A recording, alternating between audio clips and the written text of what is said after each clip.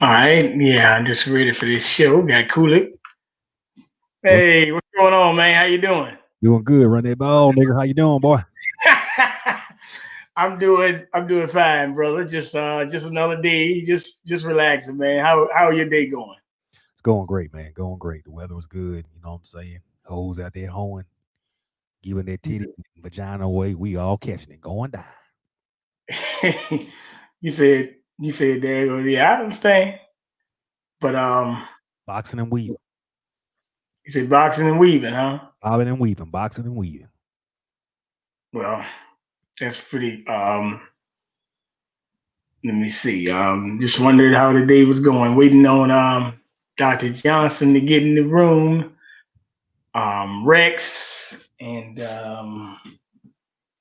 uh, let's see who else. Oh, Lauryn. She said she'd be at 6:15. Um, let's see. Let me text. Let me see, Dr. Johnson. Uh, okay. Like check, Mike. Check 1, 2. Yeah. So what's the deal with everything going on? How's everything in Maryland today? I don't even know. I know on my side of town or what I'm doing, how I'm doing is good, man. I haven't heard anything. What's the word? Different or nothing like that. I just know I'm, doing me. There's a video I might send to you after this podcast here because I got another thing coming up in a bit. You know the one with Gail King. No, not that one. This is something. By, Oh, that one. Hold on 1 second. Let me add her to the stream. Hello, how you doing? Can't hear you.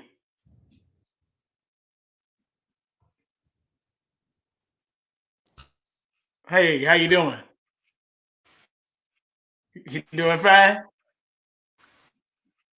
I can't hear you. How can I hear you? All right. Are you on?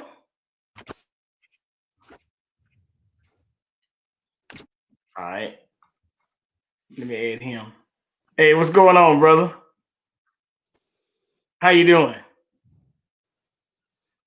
yeah, I Can you hear can't. me? I can't hear. I just hear. I I can't just hear hear you. anyone else. Let's see if I can.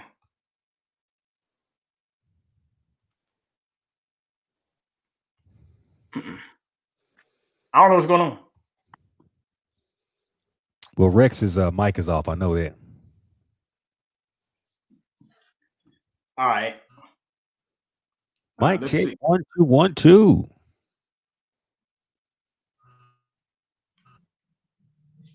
Yeah, I don't. I can't hear you. Yeah, but you on mute though.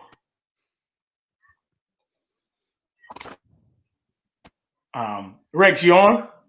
How's that? Yeah, Rexx is on. So now we can hear you.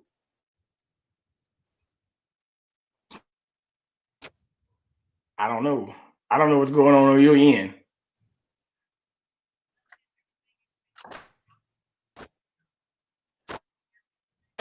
Yeah, try to log out and come back in. All right, that's good. Well, anyway, how you doing, brother Rexx? His mic is off. Cut your mic on.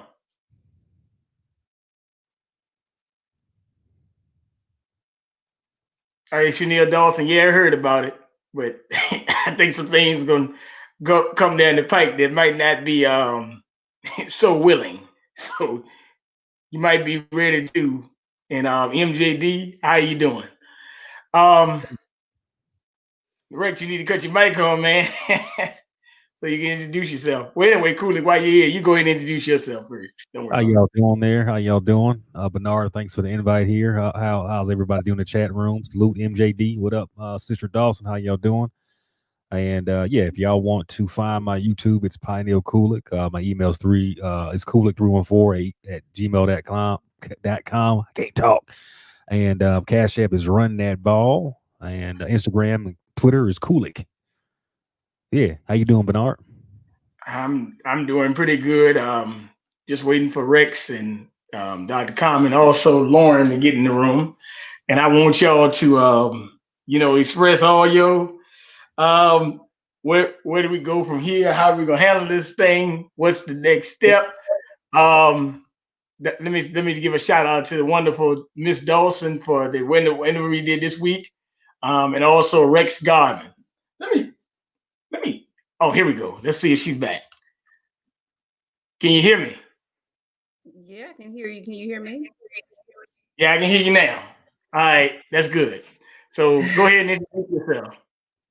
I am Dr. Carmen Johnson, and I am an activist, and I am a humanitarian. My major concern is mass liberation of our people and the stopping of mass incarceration of our people. And my other concern is also reparations for our people as well. Thank you. Rexx, come on, Rexx, you gotta speak. What He part on, of Richard? he's on mute. Yeah, he gotta cut himself off mute though. He gotta speak. Yo, hey man, hold on, man. All right, let me speak. The Melanin Network. I am in well, I mean, you shouldn't tell it over the internet, but I'm out here off Malofia. Is that the Melanin Network? So how you doing, Melanin Network? Let's see.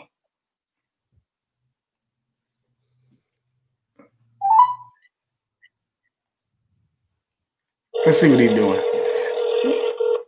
Yeah, let me see. Cut the mic on, man. Well, anyway,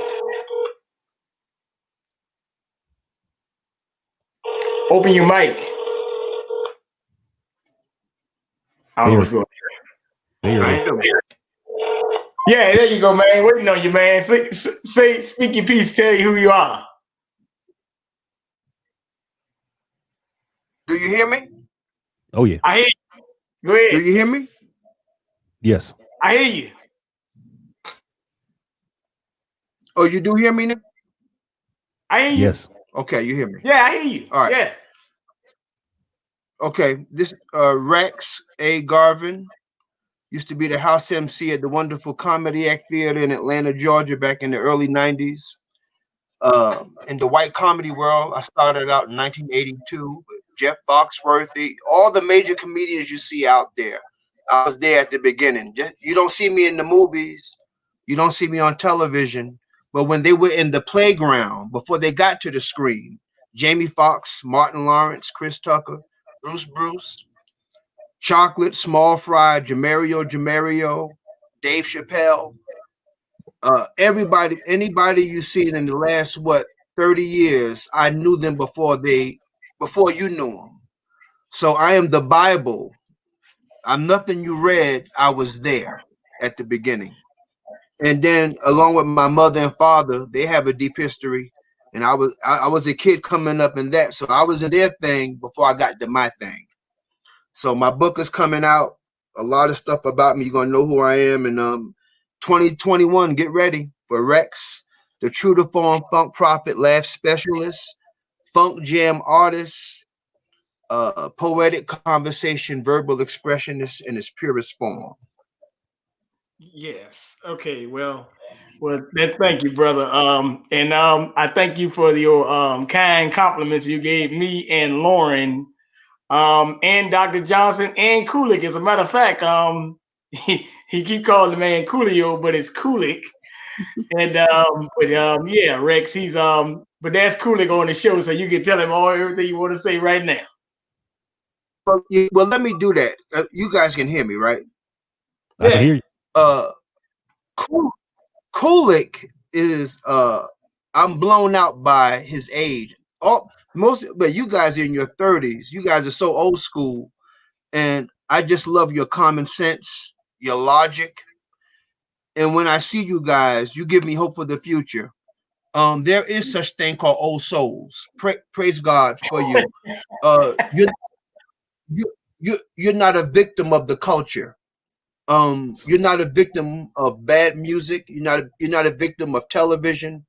I can tell what kind of household that you came from, because you represent. So whoever raised you guys did a fantastic job when it comes to and that goes for Queen Powell, my niece Lauryn, her too, all uh, you guys, man. Because I'm gonna tell you, and for the last, let's say in real life, maybe a hardcore 40 years, we are definitely in the hellified, and we are in the land of silly.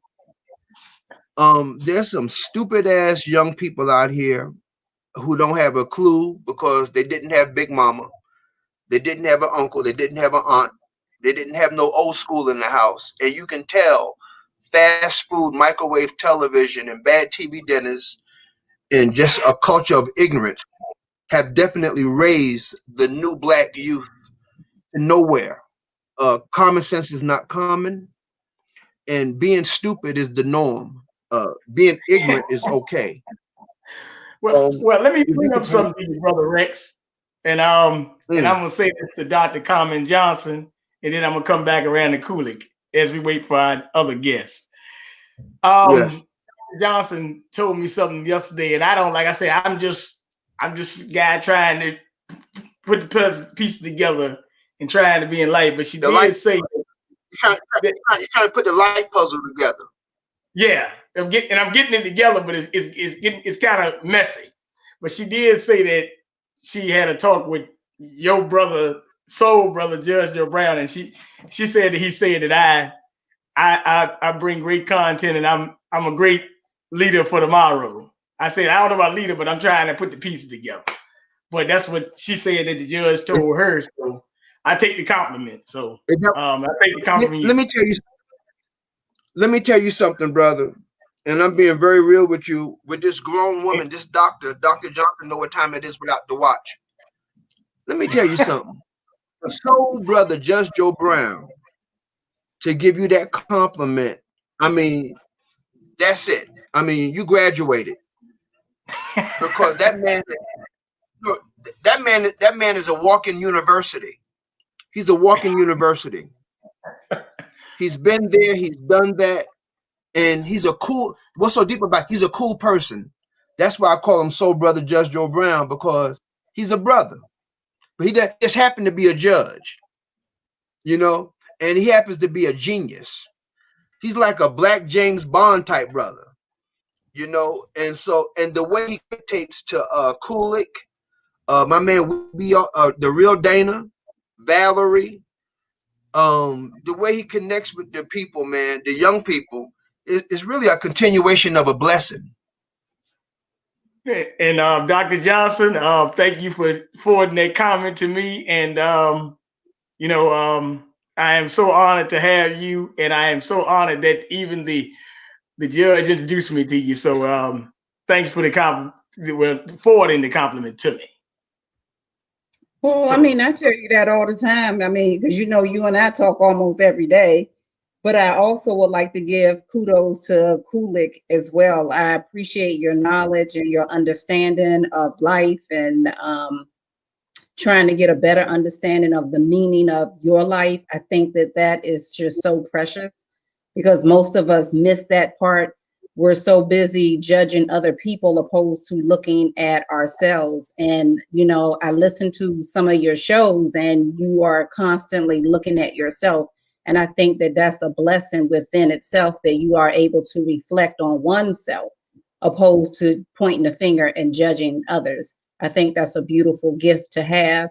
And I appreciate you and I appreciate King BJ. And I appreciate getting to know the gentleman right here to my right. And I should know you because I figure we probably around the same age. I'm sure I probably done seen you on some comedy stuff back in the day. But you know, we are meeting when we supposed to meet. So here we are.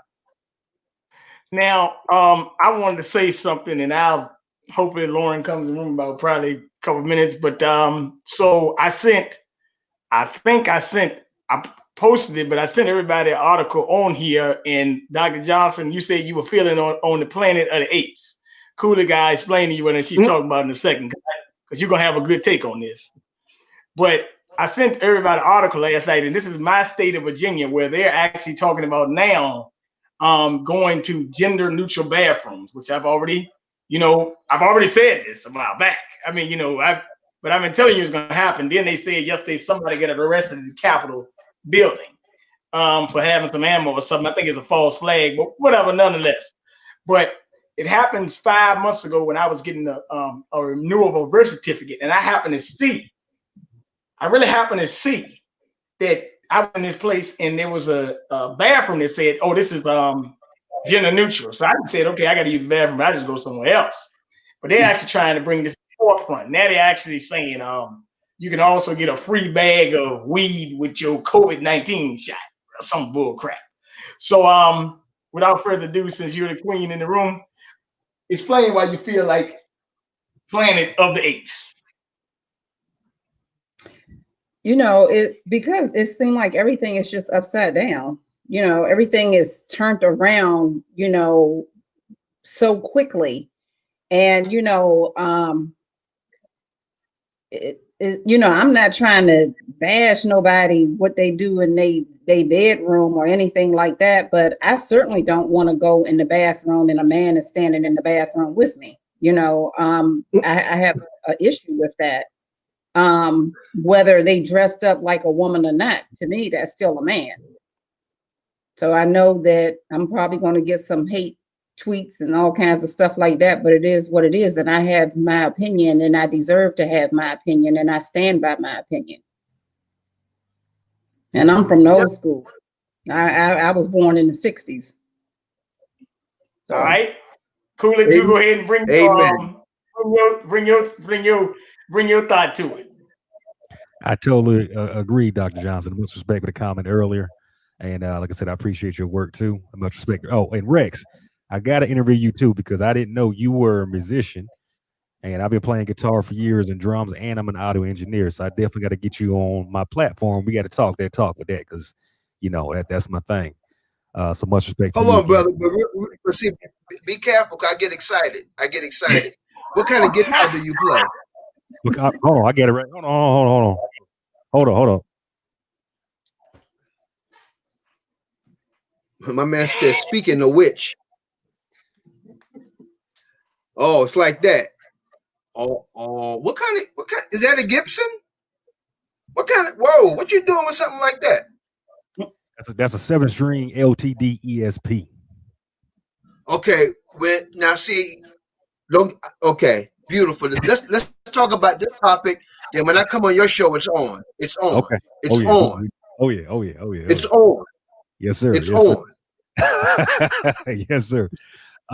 Yeah, I mean, like I was telling you, Bernard, when I was going to American University and other places in Washington, D.C., they do this also, where they're having these gender neutral, or whatever you call it, bathrooms, where men and women can go in there, or transvestites or freaks can go in there at the same time. So am I surprised about it? No, I've already been, if you are conditioned for this already. And they've been doing this for a long time. Like in California, they've been doing this, some parts of Colorado and all this kind of stuff. So it's we just have to basically say how we feel, and we have to say these people are killing humanity. If you present this kind of work, I don't want to say to the UN, but if you say they're killing humanity, this stuff will stop. But y'all have to say no more. Enough's enough. Yeah, that's right. And I know, Rexx, I want to hear your thoughts. You're gonna say we gone off the mind blow, stuck on stupid. That's what you're gonna say. I know what you're gonna say, but go ahead. The birth of the mind blow. The birth of the mind blow. The birth of the mind blow. And like Coolicc said, this has already been happening. This has already been since the early 80s. Since the early 80s. It was already in preparation. There were a lot of places way ahead of time. In certain areas of culture, they already had that going on. One thing about white people, they know how to be gay. They know how to be gay. They know how to be gay. Yes, they do. They're genius at it. It's a culture. And they always had secret committees of these bathrooms and anything. What you're seeing now from the mind blow is the overload of, at last we're here. We have arrived. There's no longer, don't be shocked. Like the doctor said, we don't mind you doing what you're doing, but now you're pushing it down our throat. Here's what's happening. If you are a straight person, if you are heterosexual, you are now behind the velvet rope. We had our time already. Dr. Johnson, me and you are old school. I was born in 1962. I'm going to be 59 years old in February. February 24th, I'm going to be 59 years old. I had a good life. Okay? I had a good life being a man. It's over now. It's a wrap. Now Coolicc and King BJ is their turn. And they're going to hold on, and Queen Lauryn, they're going to do the best they can. And I know they're going to do not their best. They're going to do what they do to continue it, because it's on now. And you're going to see something. And don't be shocked. Don't be shocked. Just get your popcorn, sit back and watch the show. It's a continuation of a tragic reality show. It's a continuation of a tragic reality show. It's been going on, and we are the only members, and we sit back and watch. And Joe Biden, God bless him. I don't know when he's going to drop, because Camilla is really the president. Kamala Harris is really the president. Okay, Joe Biden is acting like he's the president, but Camilla is the new president for everybody. So if you are a freak, if you are, into having sex with horses and pigs, this is your time. Well, hey, look. Well, let me give you my take on it, because I was I've been at the track today and been working out with teenagers and stuff like that. And then I had another workout also in my fitness website, www.kingbjfitness.com. Shout out to Valerie Denise Jones for the website. But let me bring something up. So I was talking to some guys, and the guy said something and I said, I ain't with this stuff. I said, look, I think that, I look at segregated societies. If this is your stilo, LGBTQ, BLM types, you really don't need to be trying to integrate into a society with people who have children, because you don't want to have children. So you're actually throwing off the balance with your perverted lifestyle. And also, when it comes to BLM, also they got tricky language in there that also supports pedophilia. Now, I don't even want you around if you bringing that type of perverted lifestyle to me. But when you talk about children, now it's really time to be up in arms with you. And I have to really keep my distance from you. So that's why I said, I know tomorrow they're going to be bringing up Martin Luther King and stuff. But really, to tell you the truth, the civil rights agenda was also used to push a subversive agenda too, if you really look at it, because you had Bayard Rustin and a lot of other gay people doing the movement. So actually, to be honest with you, it was already a corrupted movement at its face. It's just that Dr. King woke up. Hold on. There you go again. See, here you are, a young man knowing this. See, this is where you blow my mind. You old school, and you know what time it is without the watch. Hold on. The seed has already been planted. So you're watching the outcome. And the outcome I gotta get that. Good.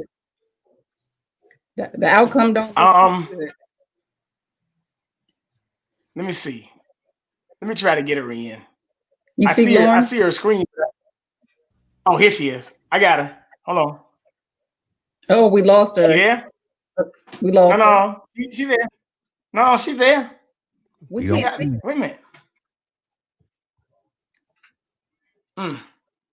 I'm trying to get her. I see There her she- on right here I at the saw bottom. her. Her name keeps popping up. There it is, right there. Hey, there you are. No. What the No, hell? she's gone. No, she's there. Okay. Look, My eyes don't see her. I saw But her. if She you came say, up. but if you say she there, she there. But my eyes don't I see see her. her right here. Okay, she popped in and popped out. I see Lauryn P. Yeah, but I tried to hit the damn link. You know those drones are flying over the DMV, so we have a little technical issues going on here. Let's try one more time. All right. There you go. There she- Are you there? I am here. Good evening. Hold on. Hello, Queen. There How she are go. you? I'm doing well. I hope What's everyone going else on with is the phone? doing What's well. going on? You keep coming in I and don't out. know. I was here the whole time and it just You keep coming in and out. on and out.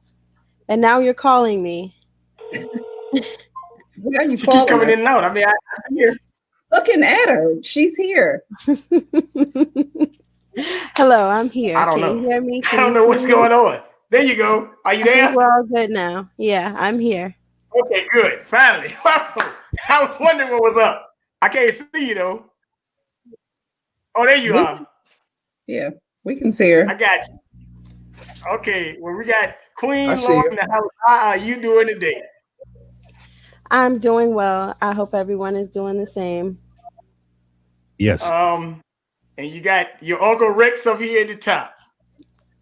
Good to see you. Good to see you. Good to see all of you. And you got Dr. Johnson on your right. Yeah, hello, Queen. How are you? Hello, I'm doing well. How are you? I'm blessed. Good to finally speak with you as well. Absolutely. And Coolicc, you got Coolicc up top. And of course you got me. So we were discussing a subject, and I think I sent it to you yesterday, Lauryn, and it was about the transgender bathroom nonsense they're trying to bring to Virginia. So before I go to the next topic, what were your thoughts? I'm sorry, that was the transgender. That bathroom in Virginia, they trying to pass that law, or they have passed that law, that the kids can, transgender children can go into whichever bathroom they want to go into or something. Yeah, that's nonsense. That is that is what do they say? Absurd. You know, why would children need to be together in a space where they're doing private things that they should be, that's why they have separate stalls for a reason and things like that. But yeah, that's nonsense. Well, Coolicc was bringing up before you got here. He used to go to American University, and he was just saying that there was a lot of CIA stuff going on there, and that's how a lot of this stuff started. And Rexx, I wanted you to say one thing before I move to the next topic. You say that you glad to finally see your niece, huh? Yeah. Yup. Okay. Yeah, he said you Yeah. blow his mind, Lauryn. She's a Huh? You froze. Dr. Johnson. The same Dr. Can't hear you. Johnson. Dr. Johnson gave her the same compliment too. Her spirit and her calmness. She has a nice, quiet spirit and a calmness. That's the same thing Dr. Johnson was talking about. That's why we say we impressed with the youth. You, Coolicc. I mean, y'all got to go in there. Y'all give me hope, man. Because before y'all, I had no hope, man. Because, I ride public transportation. Yo, what's up, baby? You know what I'm saying? Yeah, baby. Yeah, I've been doing that thing. There's yeah, baby. That's not good all day long, bro. Ghettonomics. Well, Lauryn, I'm gonna ask mine. Yeah. Yeah, well, yeah, Todd, they have passed the law in New York. Now, let me say something to you here, because I want to ask, since Lauryn, you just came in, I'm gonna ask you the next question. We can start with the ladies and we'll come back. So what do you think we should do to change our current state right now? Not us, but I'm talking about the majority, because we got a lot of crazy people right now, as Rexx call them, high school dropouts. They never graduate. But what do you think what do you think you got to have plan in mind? When you're saying us, are you're talking about our people, our Yeah, kind? yeah. We have to change our mindsets. We're not in love with ourselves. We don't love ourselves genuinely. I'm not speaking, for us individually, but us as a whole. I feel like we do not genuinely love ourselves. We are in love with possessions and the idea of success. That we don't even love ourselves for our just even our existence. That's something you should be in love with, your own existence. We don't take the time to get to know ourselves. We have to mentally and spiritually change individually, and collectively we will be different. Okay. Now, go ahead, Dr. Johnson. I mean, the only thing that I can say is not that many of us that's woke. Most of us are asleep or zombies. We are in love with our possessions and our things that make us think that those possessions are us, and that's not the case. That's why I gave kudos to Coolicc on the fact that he's able to reflect on himself and what he needs to do or what he has done. Most of us can't do that, and we won't do that. We can't even spend time with ourselves. Most of us are losing our minds because of COVID, because it's social distancing. They can't stand being by themselves. So um, unfortunately, it's not that much. And I don't like to use the word hope, because that's the delay of a letdown. But I don't see, that's what I see is I don't see very many, you know, youth coming up behind us that are woke. It's not that many of you guys. It's not that many. Okay, Cooler, go ahead. Let's see what you got. You know what I'm about to say. You already know what I'm going to say. Go ahead, man. I'm ready. Go ahead. I beat this drum, no pun intended, all the time. When one doesn't know thyself, one cannot prosper. So if we look at this as one big spell book, right? And I'm disrespecting my ancestors. Every day we are disrespecting, excuse my language, but we are disrespecting and shitting on our ancestors. So we cannot receive these blessings we need to know who we are and for us to prosper and be successful. If I identify with being a monkey and I'm actually a cow and I'm actually praying to the monkey gods, well, that doesn't make any sense. We're constantly putting a spell on ourselves every freaking day. So again, if we don't know who we are, who our grandmama is, our granddaddy is, what their lineage is, we can't identify with anything. Everything on this earth knows who they are. An ant knows who they are. A cockroach knows who they are. A white person knows. Rexx just said about the gay culture. They have a special thing they've been doing. They've been implementing and getting in there slowly and so slowly, and surely hence where they are today. They know who they are, but us, we are the only people on this planet who do not know who they are. So that's why we are so chaotic and off balance, because we don't know who the freak we are. Go ahead, Rexx. Amen, amen, amen. But I want to say to Dr. Johnson, she says that there's not many. She said that there are few. You know what? After I met a couple of you, there's many. There's many of you. It takes one to know one. Uh, One thing about this corona has definitely brought about a rude awakening. A rude awakening. It's a brought up a wake up call. Um, you know, there you're going to see a lot of different things happening right now, and it's going to be intelligence. So Dr. Johnson is going to be pleasantly surprised on so many young millennials like yourselves who's in full effect. You're going to be coming together and changing it. Let me tell you something. We are in the world of open mic. This is open time. Everybody's coming to the mic. Everybody is coming to the mic now. And the people who ain't coming to the mic are the stupid ass dumb people. Okay? Because My bad, man. Sorry. they had their time. Had their time. They already had their time. And that's why we are in the position we are today. Because the stupid ass dumb people, they were behind the control boards controlling everything. But since Corona came and knocked all that out the way. So here we are. So there is hope, Dr. Johnson. There is hope. All right, now this gonna be a topic that Lauren gonna know something about. I just say we just need to separate and get our own stuff and get our own land and just say the hell with this stuff. Okay, but Lauren, this was a topic that I'm gonna really bring your way because you are involved in it. So I'm gonna bring your way. And please, Lauren, put your cash app in the chat so people can donate to you as well. Coolicc run that ball, but we want to say this. So I sent everybody an article about Bill Gates buying up all the farmland, and I said, "Dang, Bill Gates got Monsanto and all the farmland. Where he getting a large part of it. Some of it, I think, is in Texas and other areas." So, Lauren, and you were talking about a upcoming food shortage. So, what do you think about Mr. Gates buying up all the farmland? Well, a lot of forage stuff. I think 242,000 acres.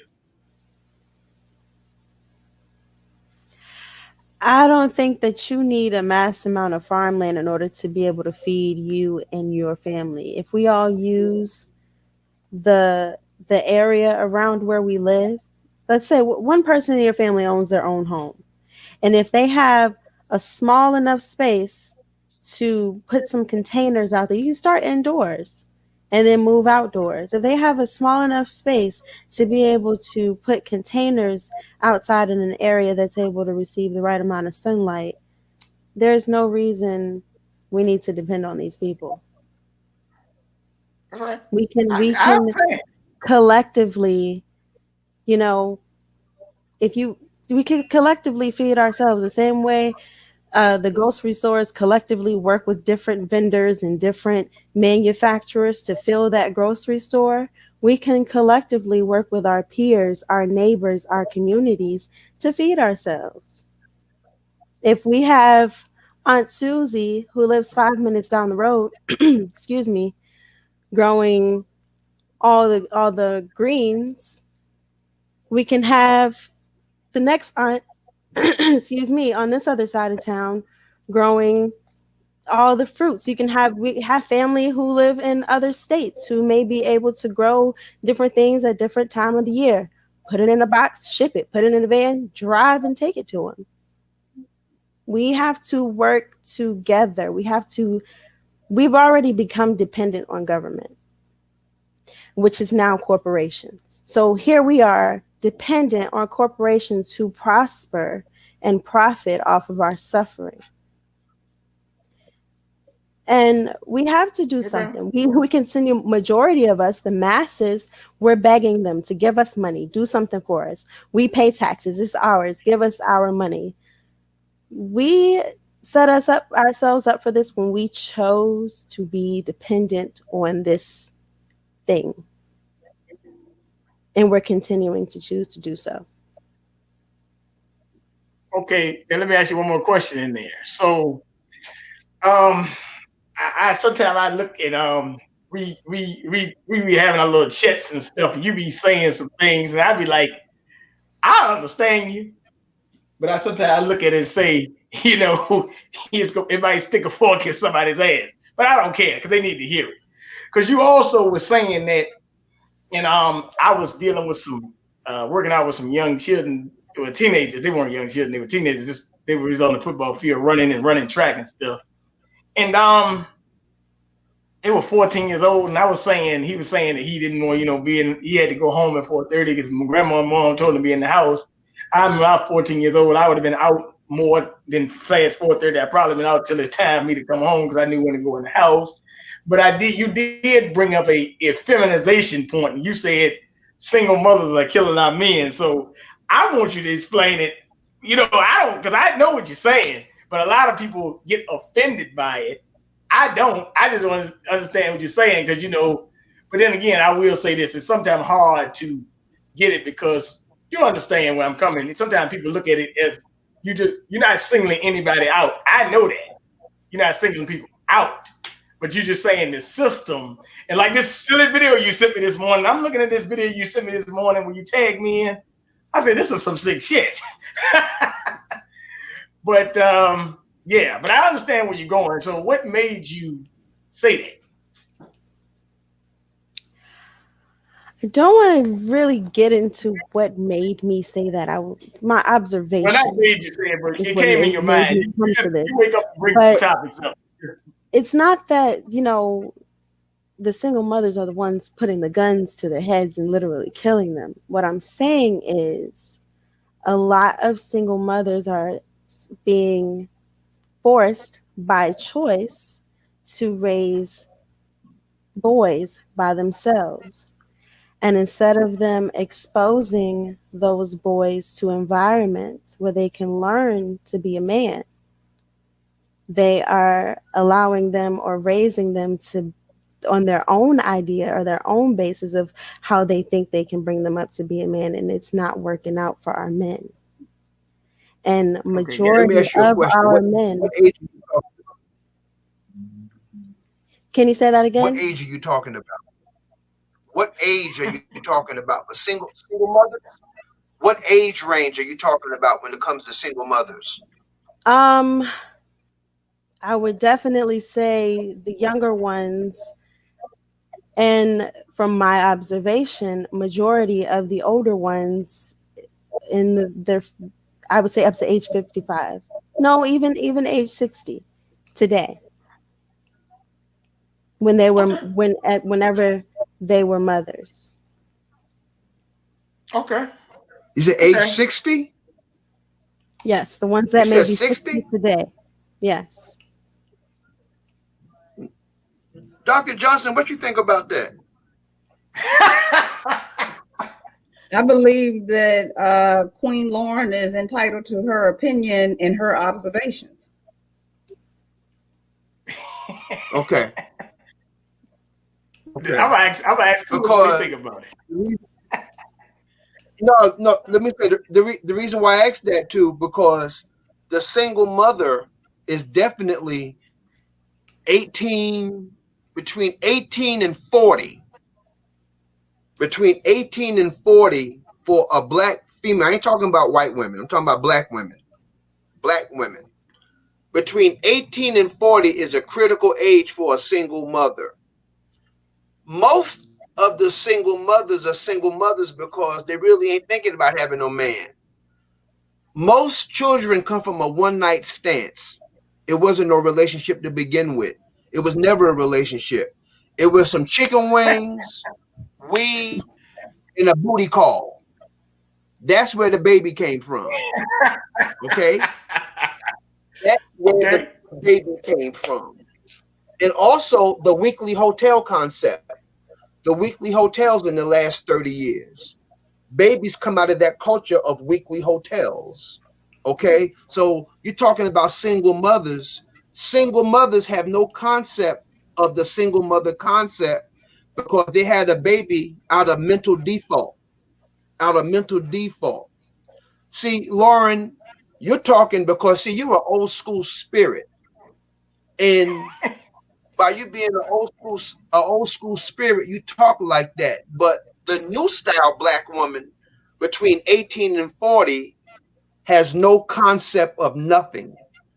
All she knows is Nene, the Housewives, Jerry Springer, the Steve Wilkos Show, Basketball Wives, who's her favorite rapper, Pookie, Shaniqua and all them, Ice Cream Nigga Cup, Boo Boo, K9, Frankenberry, Telephone Bob. That's her concept. So her concept is really insanity. The mind blow, life dropout, and whatever. Okay, Rexx. What's the solution, Rexx? What's the solution, Rex? Rex, what's the solution? You need Big Mama's house. You gotta have a elder lady. And you know where you can get these older black women? Go to a nursing home. We need to go to nursing homes to get these black women who are in nursing homes over 80 years old so they can be grandma. All right, hold on, Rex. Let me let Coolicc say what he can say. I gotta. What do you think, Coolicc? I know you got a statement. I What do you mean, think? I hear you, Lauren. I agree. You know what I'm saying? I agree. But I see both sides, but I agree. I agree wholeheartedly. It takes two to tango. Like I was talking about with you on a podcast what we did. I take responsibility, not me, but I'm being the people of my generation. I take responsibility for what they're doing too, because they're causing this chaos also. But I look at the math and the real equation of this. I was talking about the mall plaza thing. If you have a mall plaza, you have 20 stores in there, and there's two stores, and all women go just to those two stores, and you have many other stores, better prices, better products, blah blah blah. Whose fault is it? And that's in any age group, in my opinion. So if women are choosing these idiots and these clowns and letting them go up in their womb, I mean, I mean, that's not hard. I mean, I'm just saying. Like, for example, if I impregnate a stripper, whose fault is it? My fault. My fault. Okay. Let me say this. Let me elaborate a little further. So when I say killing our men, I don't mean literally them dying. Just them failure, being comfortable, lack of prosperity, no motivation, no manlyhood, Yeah. That's what I mean. And I see a lot of black men see strong black women, and they carry the idea we're always going to clean up the mess.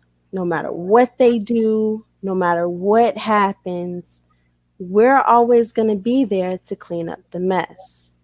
And I see that coming from a lack of accountability in the households, single mother households specifically, and lack of um, structure in single mother households today.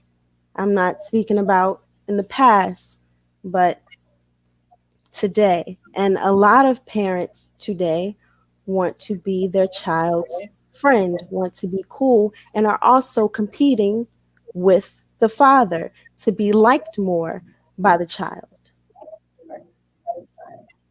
Okay. That's So is that part of that. Rex's Atlanta Housewives and all that nonsense that he's talking? Is Rex right on that? Well, yeah, a lot of these excuse me, a lot of these children who are being brought up in these environments and households are being brought up by people who weren't prepared to be parents, who may not have even thought about being a parent, knew they may not have wanted a child at that time, but chose to become a parent for, accidental reasons. And yes, we make choices, and our choices come with consequences. But hell, when life hands you lemons, you got to make lemonade. When you make choices and they come with consequences, good or bad, you have to make the best of it. And when I say make the best of it, if you're going to decide to have a child, you just have to put aside everything. I'm not saying put your life on hold, but understand that everything that you were doing before you had that child, you cannot be the same person you were before you were a parent than you are after a parent. And I'm not a parent. This is just, I feel like before becoming a parent, you have to analyze some things to understand some things and become a better person. It's like you would want to be a better person before you become a husband or a wife. You want to become a better individual before you go into a work field where you may be a police officer or a teacher. Before you have children, you want to be a better person. And I'm sure that anyone can agree they weren't the same person that they were before becoming a parent and after becoming a parent. Therefore, you can't do the same things. I want to say this, and I agree. I agree, Lauren. But I don't have no children, not children, children. And here's my thing. Here's my thing with that. Also, I want to add on to that. To the women, I guess you want to call them millennials that are of that age group that are having children. You know, the child is an accessory. It's a statement. And what I mean is, it's like them getting a Gucci bag or something like that. There's not a ritual or an earning process when they have a child. When they seek these men, they just get a man that they think is I don't want to be too harsh and thuggish on it, but in other words, they get a man because of his physical or what he thinks he is on TV or what they're used to and all that kind of, the Pookie and Ray Ray thing, right? Basically, it's the same thing on the plantation, just like how white women lust black men. Because I'm gonna do a podcast on this. There's a lot of black women that lust black men too, and I'm talking about these Negroes that are 6'5" with the long dong, with the big muscles. These kind of people are getting these women that we strive for physically or whatever like that. So again, they lust them too. But to get back to my point, Lauren, like I totally agree. It's just the fact that, like you said before, accountability. How do we actually come up with a solution to stop this, or at least stop the rate it's going? Because we got to have smart black people or Indian people, because we're Indian, we're not black, we're not African American, getting together with people. We can't be taking the biggest buck and biggest bucket and getting together. That's all. That's what we're doing. We're dogs right now. We have to get smart people that got good money, good jobs, good ideas, all this kind of stuff together so we can build our community. But we so worried about, okay, how big is her behind? How good can she, do fellatio and all this kind of mess? Let's build the smart people together, because we're breeding idiots. And when they breed dogs, they breed strong dogs, but also they breed smart dogs, right? I don't know why we can't get that. I will say Yeah, something. I want to bring I was up just going something to say, that Go ahead. can I say one thing, Bernard? It's hard to distinguish when you go into something if you're genuinely doing it for yourself or if you're actually doing it for the people or for the actual cause that you're going into. Because a person can say, oh, I want to be a doctor because I want to save lives, but you wouldn't go into a certain opportunity that may pay you less money, but you're doing more for another community. Kind of there. We go into things with the intention that we're doing the right thing, but we don't really realize sometimes that we're doing it for self. And it's really hard to distinguish when you're being selfish. I agree. That's Um, why I don't have no children, because my thing is I have to go. Am I ready? Is this the right female? And I'm gonna be blunt on this too. There's a lot of women, and they're not just black. The women are not. Their body is not ready to have children too. Let's be real. You look at this medical history nowadays with these women that are going on nowadays. Their womb is messed up. Their birth canal is messed up. There's a whole lot of things wrong with their body. So I'm supposed to have a child with this individual, and you got this chaos on earth. I got to give my child at least a chance in the womb.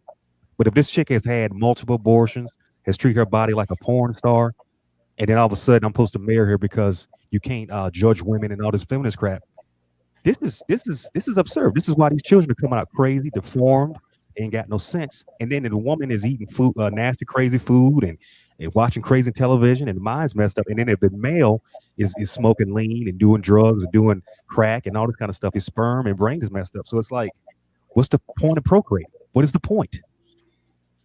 Well, I okay. was just saying that, and y'all jumped on me and said that I was wrong. Well, not y'all, but certain party up top there, right there on the right hand side. But I'm not wrong, because my eyes don't lie. You know what I'm saying? It's not that many of us that look like us that are woke and that understand that we have to eat right. We have to take care of our minds. We have to take care of our souls. We have to take care of ourselves. You know what I'm saying? It's not a lot of us that understand that. And I also want to add to the fact, reverse it a little bit. When these young sisters are having daughters, they don't treat their daughters the way they treat their sons. It's almost like they pet their sons and baby their sons, but then they are hard on the daughter. So the daughter don't get that special love that she need, because we need love as daughters as well as the son needs love, but we don't get that. So we end up going out there messing around with the wrong man, then the next man, then the next man, then the next man, and then we move on in life, and then we are hard and want to jump in a man's face and all kinds of stuff like that. It's the whole cycle thing is so messed up, and it's been messed up for generations. Our DNA and our RNA is so messed up, and until we get back to meditating and communicating with the earth and communicating with the universe and communicating with ourselves, things are going to continue to deteriorate in our community. And that's a fact, and I stand by that. Someone made a statement. They said Doctor- that, excuse me, we raise our daughters and love our sons. That's what our mothers do.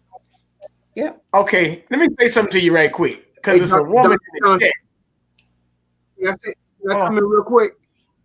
Yeah, Hey, go ahead. I'm Dr. gonna bring this person Johnson, in the chat. when did I say you were wrong? Well, Dr. you said Johnson, that when there did I say is. you were wrong? Okay, maybe you didn't use that word. My apologies, but you used the word "there is hope." But what I'm seeing is just blowing my mind. And I'm on Zoom calls all day, every day, Monday through Friday. I'm sitting in the courtroom Monday through Friday. I'm seeing these young people come through. I mean, I'm engaging in the community. So my eyes don't lie to what I see. You know what I'm saying? So I want to send love out there and knowledge out there and understanding out there. I want to be able to sit around a group of youth and be able to educate and be able to communicate with them and also listen to them, because the young people are not being heard. They want to be listened to. They have a voice also. So Do you realize I agree with you?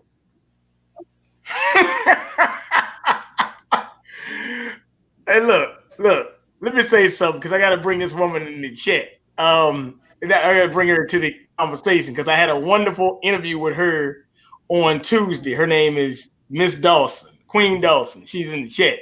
And Lauryn, she said, treading lightly on that statement till you have children, but that's not what I'm bringing up. Don't worry about the comment, because I wanted to bring up something, because Dr. Johnson, I mean, not Dr. Queen Dawson is a registered nurse, and she brought up some things about the nursing. And we both talked, and I said all of us need to do a case study and go in these hospitals and see that nobody's in these hospitals more than usual. They have COVID floors or something. And me and Coolicc talked about this, that with the book called Coolicc Medical Apartheid. That's it? Right. That's right. Okay. Now, so we got to realize the difference between coronavirus and COVID-19. Certificate of Verification ID AI, artificial intelligence 19, not that damn 19 shit. But there, and I sent Lauryn and think everybody an article of they want to give you some, what they say, you can get a bag of marijuana with your coronavirus vaccine, all this other nonsense, or we give you a check and all this other stupid mess. And I'm sitting there thinking to myself, if you haven't realized, this thing is a big time game. And when I say a big time game, what I mean is it really was used as another scheme to take away the wealth and you crash the small businesses while improving the lives of billionaires. The wealth has went up, skyrocketed for them. Walmart, Target, but Target really ain't too far off the top, but Walmart, Amazon, and everything, everybody's getting rich, but it actually bring you down. Now with the vaccine thing, it was I think an article, 55% of people, 55 people they say have died, and probably more than that, or had some type of reaction. So my thing is, you trying to, now we got black pastors, clergymen, sororities, fraternities trying to tell you, even HBCU presidents now trying to tell you to take this vaccine. I'm sitting there thinking to myself, ain't these people I'm supposed to look up to? Now this is very interesting. And I think I sent it yesterday. Jesse Jackson is actually Jesse Jackson. Message Jesse Jackson is actually telling you to take a vaccine. I learned about Jesse Jackson. Khalid Muhammad tell you everything you need to know about him. So, I mean, we gotta also root out we need to put our traitors on another island. They don't need to be with us. They should be banished from the community. They should give them an island, and you could give them a rope, and you sink or swim. I don't need you around me. You need to be, they say in other countries, traitors are punished by death. You don't have to die, I guess, but we don't need you around us.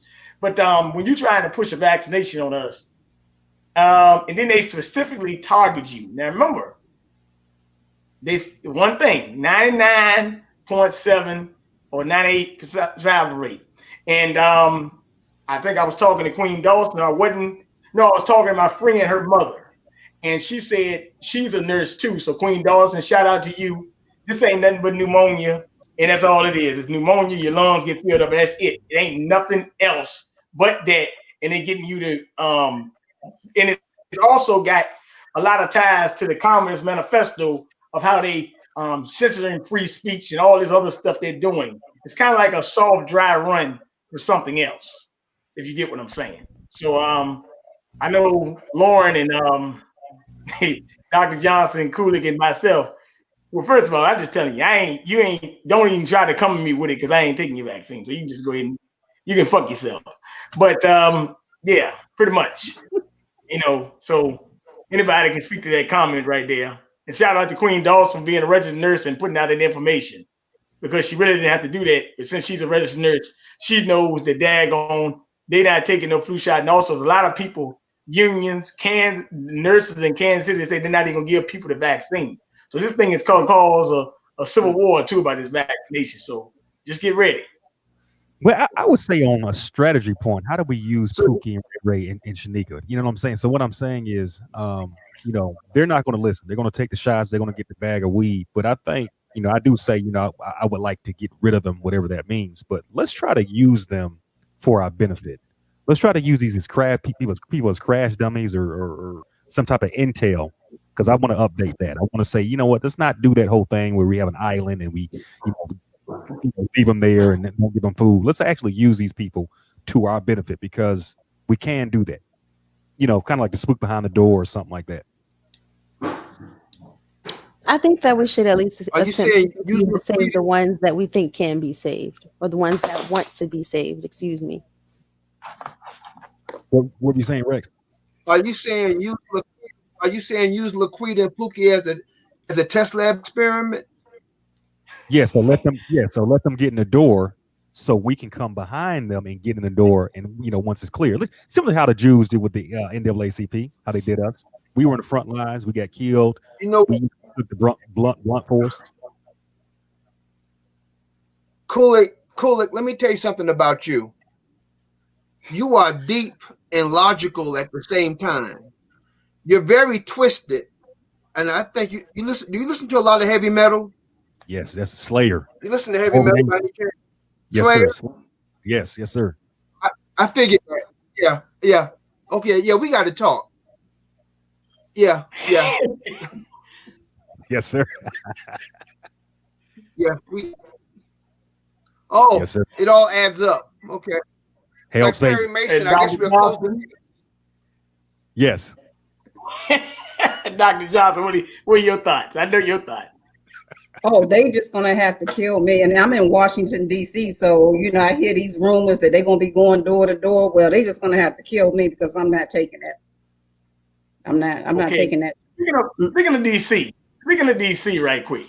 Yeah, you're in DC. You're right in the action where 20,000 plus troops are down there. So what are your thoughts? 22,000. A friend of mine's called me from Dubai the other night. Was it last night?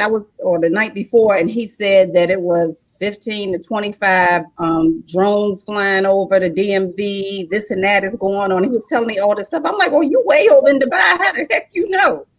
Because they not doing, the information that he was telling me that he was seeing on their news over there, they're not sharing it over here. And it just blew my mind. It just blew my mind. And I think I was texting you or when he was texting me or something, and I was on the phone with you, Bernard, and I'm like, yo, he's saying this and he's saying that and blah, blah, blah. And it just blew my mind. Like all of this is blowing my mind. And and I'm a practicing Buddhist, and I noticed all week I've had this strange nervous energy. And so I've been trying to meditate more because I understand chaos is in effect, and chaos is trying to hold on to its power. And so therefore it's trying to lower people's frequencies and vibrations. So I'm trying to keep my energy clear, and I already eat healthy, but I'm trying to keep my energy clear because I can feel that nervous energy or whatever, that strange energy that's not my energy that's going on. I saged my house yesterday and today and all kinds of stuff like that, because I know it's something, you know, they do those rituals and all that weird stuff. And you know, I'm just don't understand what's happening. I understand, but I don't understand. Doctor, hey, doctor, are you born and raised in Washington, D.C.? Actually, I was born in a little house in South Carolina on 47 acres of land that's been in our family for 100 years. And I've always been exposed to my mother and father, my grandparents on both sides, my great grandparents, and the list just go on and back and back and back. I come from a long history of entrepreneurs, and I've always was told on both sides of my parents' family that we was already here. Yes. Let me ask you a question. Let me ask you this. I had to ask you this. By you are with your own personal intelligence, do you have any hope for Black men? I love Black men. That's the word, No, do you men. have hope? You have hope. Hope. Well, I don't like to use the word hope because hope is the delay of a letdown. So I love my Black men, and I promote my Black men, and I support my Black men mentally and spiritually. That's the only way that I can explain it. Like hope and believe, and there's a bunch of other words. I didn't ask you that. Okay. I didn't ask you that. I didn't ask you that. I asked You you, asked did me, you do have I have? hope? Yeah. Okay, go ahead, Lauryn. No, wait a minute. Let me clear this up. So, King. My fault. My fault. I was looking at message. It's okay. No, King. I'm just looking at message. Yeah, I just want to explain to the King that I respect my beautiful Black men, and I can't use the word hope because that's one of the words that I'm trying to take out of my vocabulary for personal reasons. But I know that there are strong Black men that are out there, and I stand with you and I support you, is what I'm saying. And I promote you. And do you have one? And you are one of them. Bless you. But do you have one?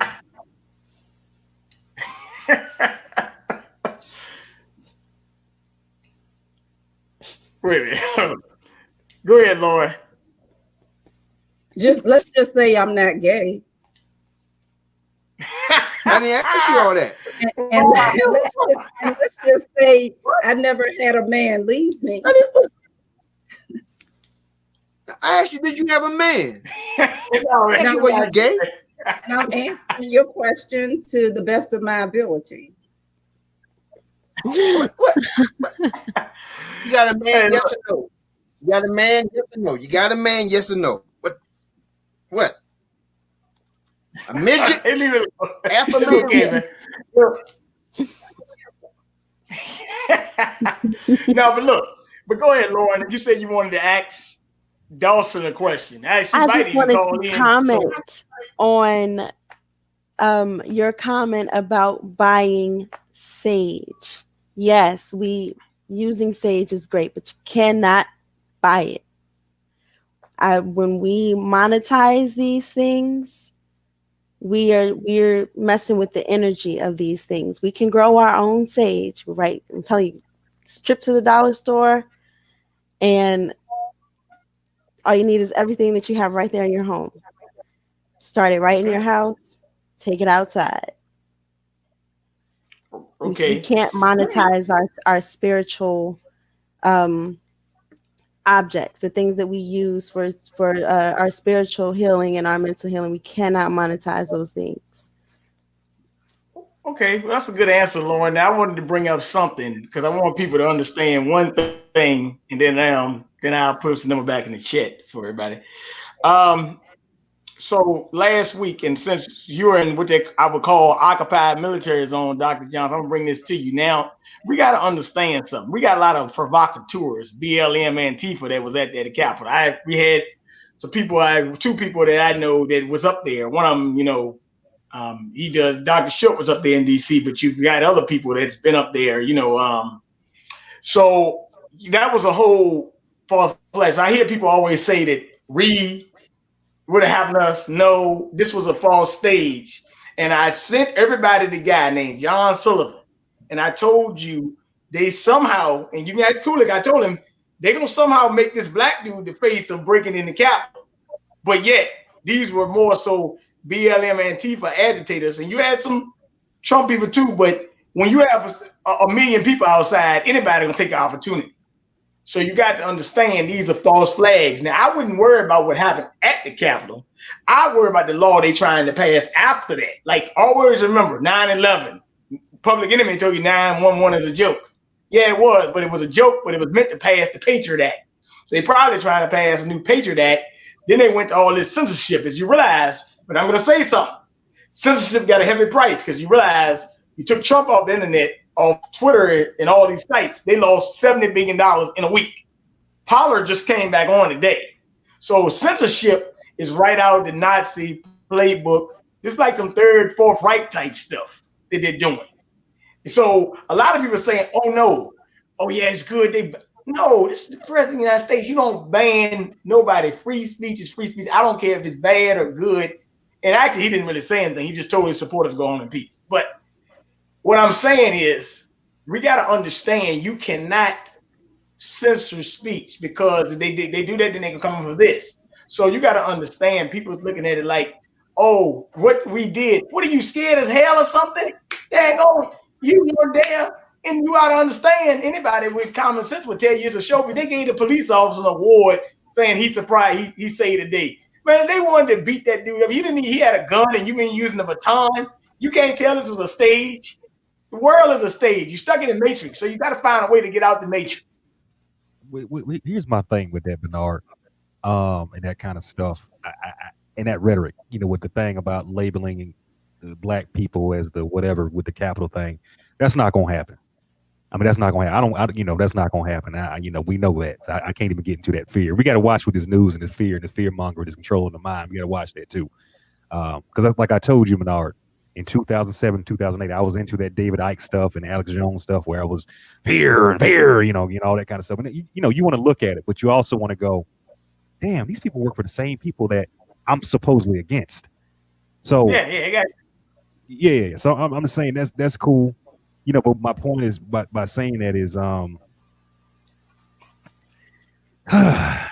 are we not off Facebook and Instagram? I mean, I don't get that. Why are you not off Facebook? You give me all kind of facts every day, Bernard, but why are you not off it? I'm not on Facebook. I can give all this stuff up. Now, one day I'm gonna have my own radio station, but why are we not off this stuff? I'm ready to get off it. So let's take that. Don't take no effort. That don't take no money. It just takes a click of your hand on the mouse, and that's all you got to do. Let's get off that stuff right now. Y'all ready to do it? Yeah, I can use Telegram. Where you go? God damn. I don't know where he went. But anyway, I mean, shoot, you use Telegram and other stuff anyway. But yeah, I mean, you're making a good point what you're saying. And for their calls. They're down for their calls, man. We're not down for the call. We just like yapping. I'm just saying, I'm not telling nobody to do nothing that's crazy. I'm saying just get off Facebook, get off Instagram, get off Twitter. And when they did that to the president, guess what? A lot of white folks said, I'm not going on this Twitter. Why are we not doing the same thing? Facebook. I was telling you about this other day when they showed what's his name? Philando Castile. I don't know. The guy and it was all over Facebook. We should have ran off Facebook. That should have never been on there. But if one of us posts something about how the food in the hood is old food, you get banned and you get in Facebook jail. So we're disrespecting ourselves. I ain't worried about the white people. We got to make a move. They've already made that move. What are we gonna do? And it's simple. Get off Facebook. Get off Instagram. Get off Twitter. It's just a click and a mouse to something that says delete your account. That's it. Simple.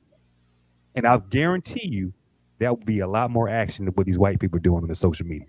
because we run the social media. They need us.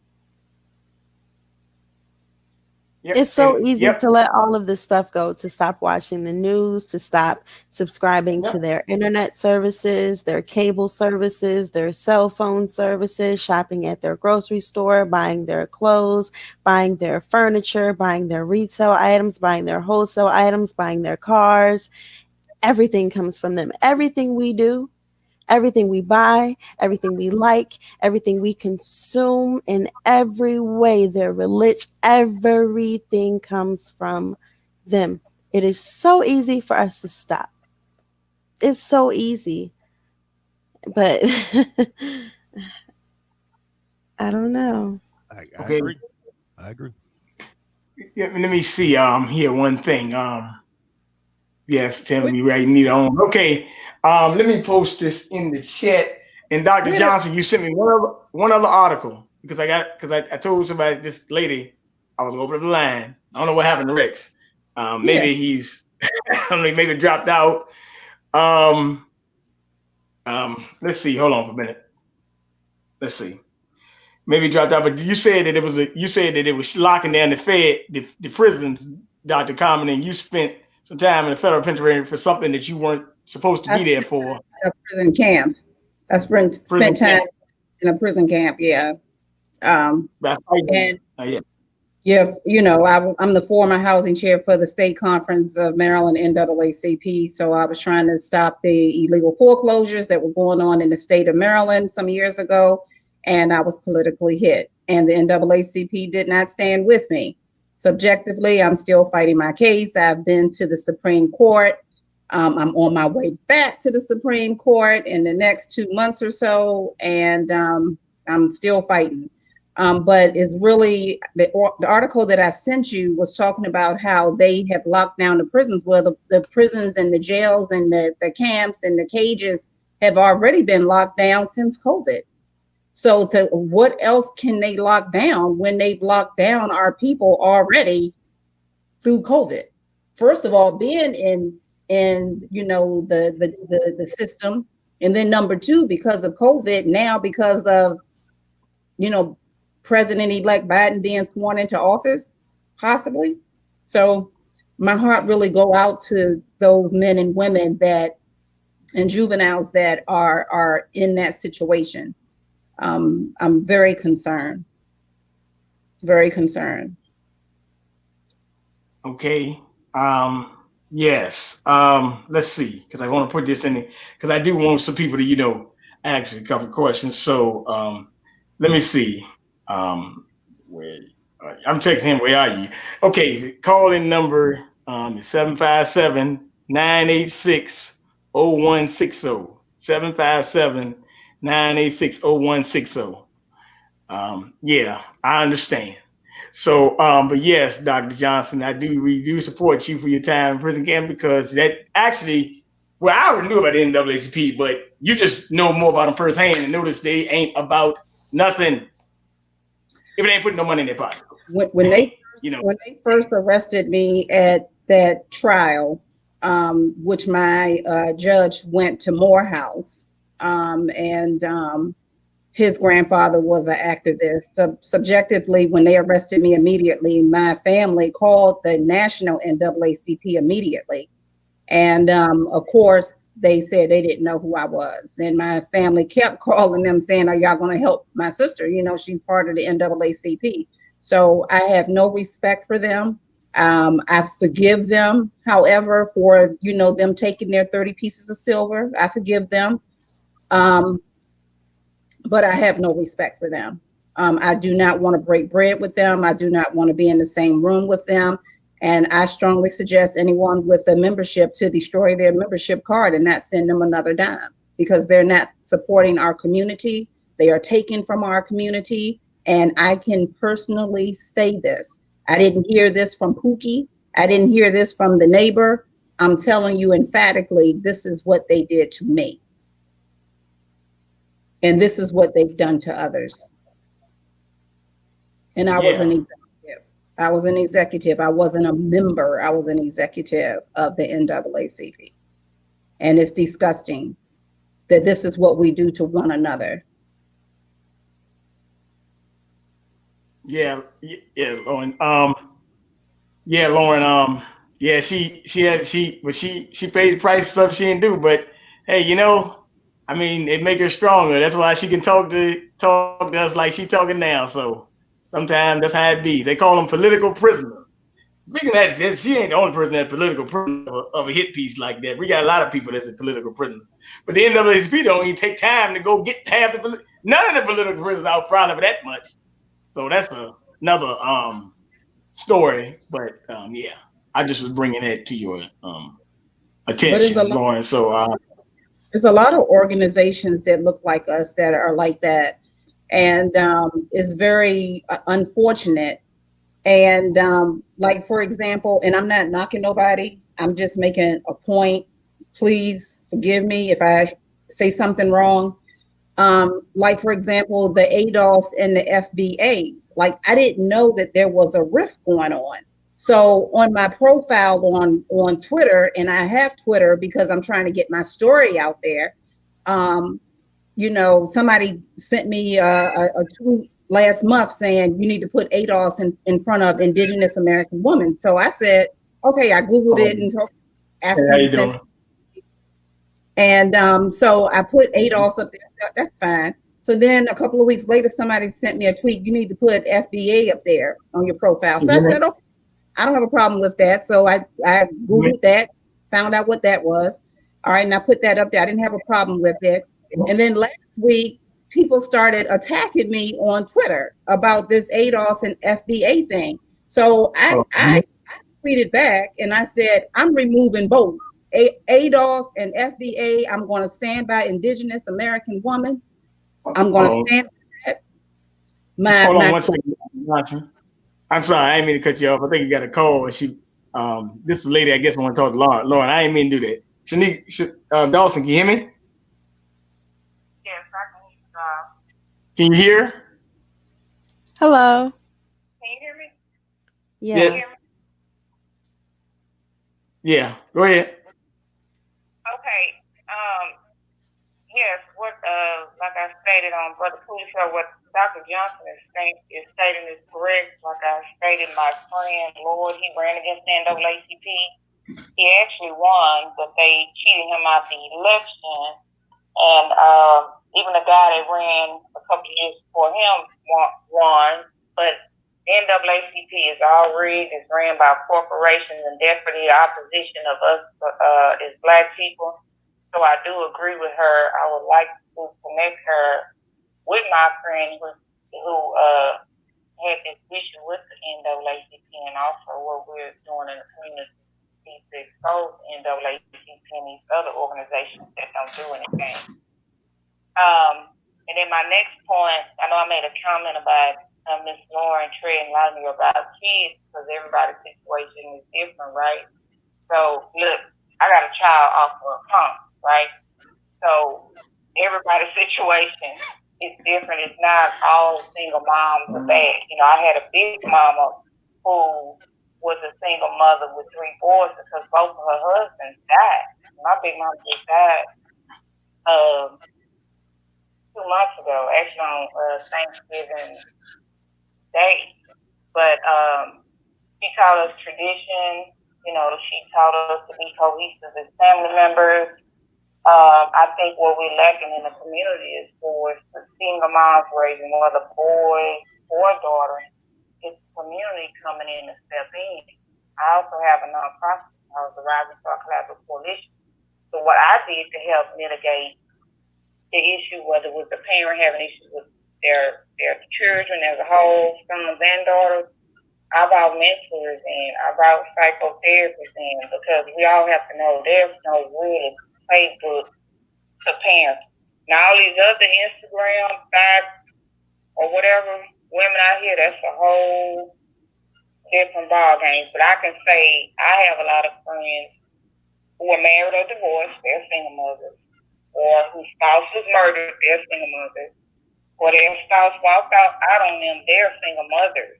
And again, there's no rule book to parenting, but I think we need to take a better approach to some of the comments we make about single mothers, because we have to think about how our community has been decimated.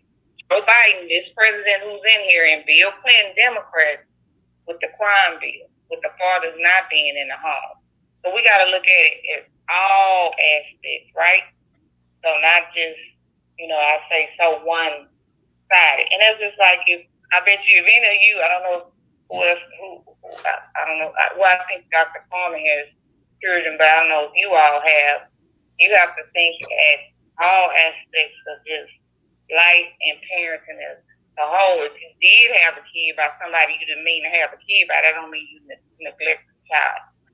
So some of this stuff don't come with rule books and playbooks. That's all I'm saying. Accidents happen.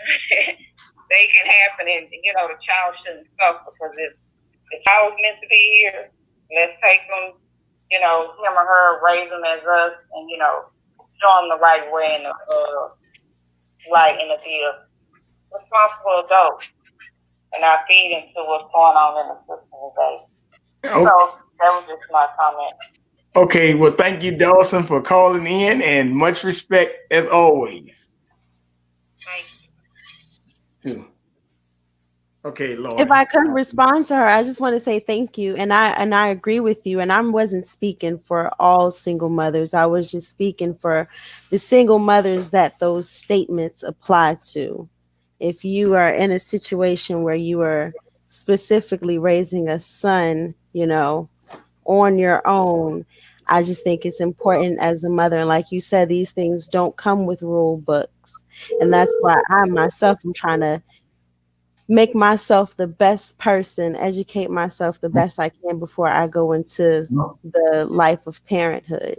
And I know, nobody does everything the right way. We all do the best we can, whether even if we learn later down the road that there could have been a better way, or even if you've done the right things. We're all really just doing the best we can, and there are no rule books. But I was only, speaking for the single mothers that those things apply to. But thank you. Okay, y'all got another guy in the chat. On the call, Robert, this brother from Texas. He's a big supporter of mine. So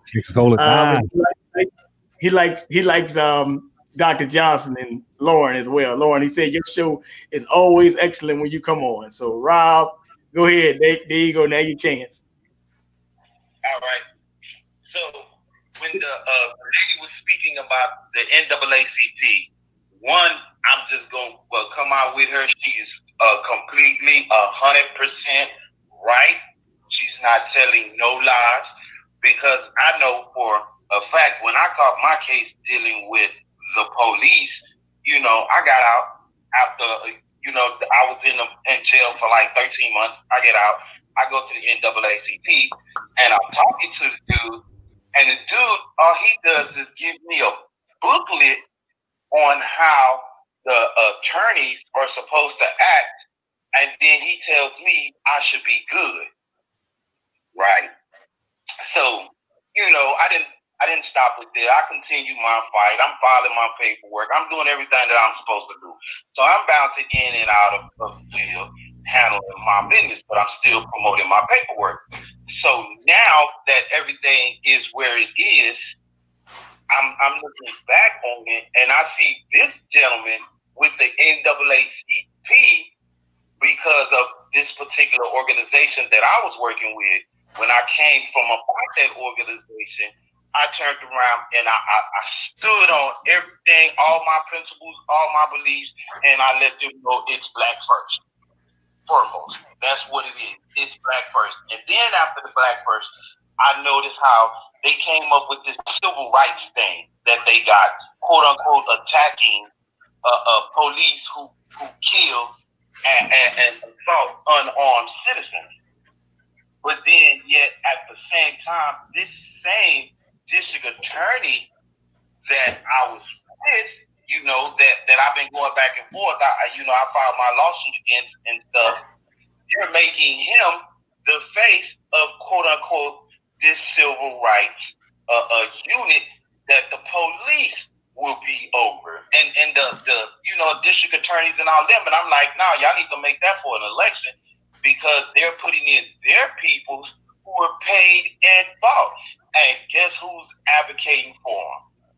the NAACP. The NAACP is not doing anything for our community. The NAACP has completely shut down in our communities, and whatever the Democratic Party say, that's what they do. So, I feel like that's wrong. And for the lady Lauryn, she is 100% with that. And the only thing that I would say is, we have, men is just gonna be trash. It is what it is. But the problem is these younger females from in the ages of 45 on down to 15, 16 years old, they are just looking at us as men as, hey, I'm gonna do that right now, and if I get pregnant, oh well. And you have some men that is willing to step up to the plate, but the problem becomes when you have the legal system, and then the mother just doesn't care because she feels like she want to do whatever it is, and Big Mama or the mama, or grandma, she can't really do nothing, or she ain't saying nothing because she's too busy, working all these jobs, holding down all these jobs, trying to take care of her and this child coming up. So we got to get to the point where we got to, daddies that ain't gonna be daddies. Okay, we see you. Well, you go ahead and you take that child support. But if you want to be a daddy and you trying to, then we need to start uplifting these men. And that's the same thing for these women.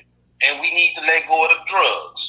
Leave the drugs alone, because yes, drugs is the main thing that is going on. And I'm not talking about marijuana. I'm talking about all them other drugs that they own and that they use, including the prescriptions. Because the prescriptions is the main drugs that they use as the gateway drug.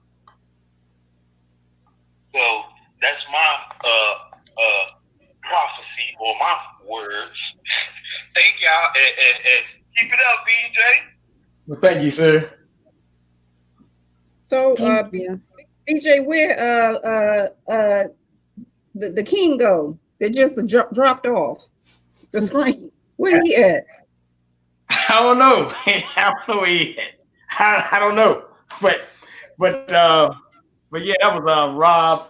So anybody, I mean, he's not in here anymore, but you can, I guess if you want to, you can answer his comments. Can I say something about what he said?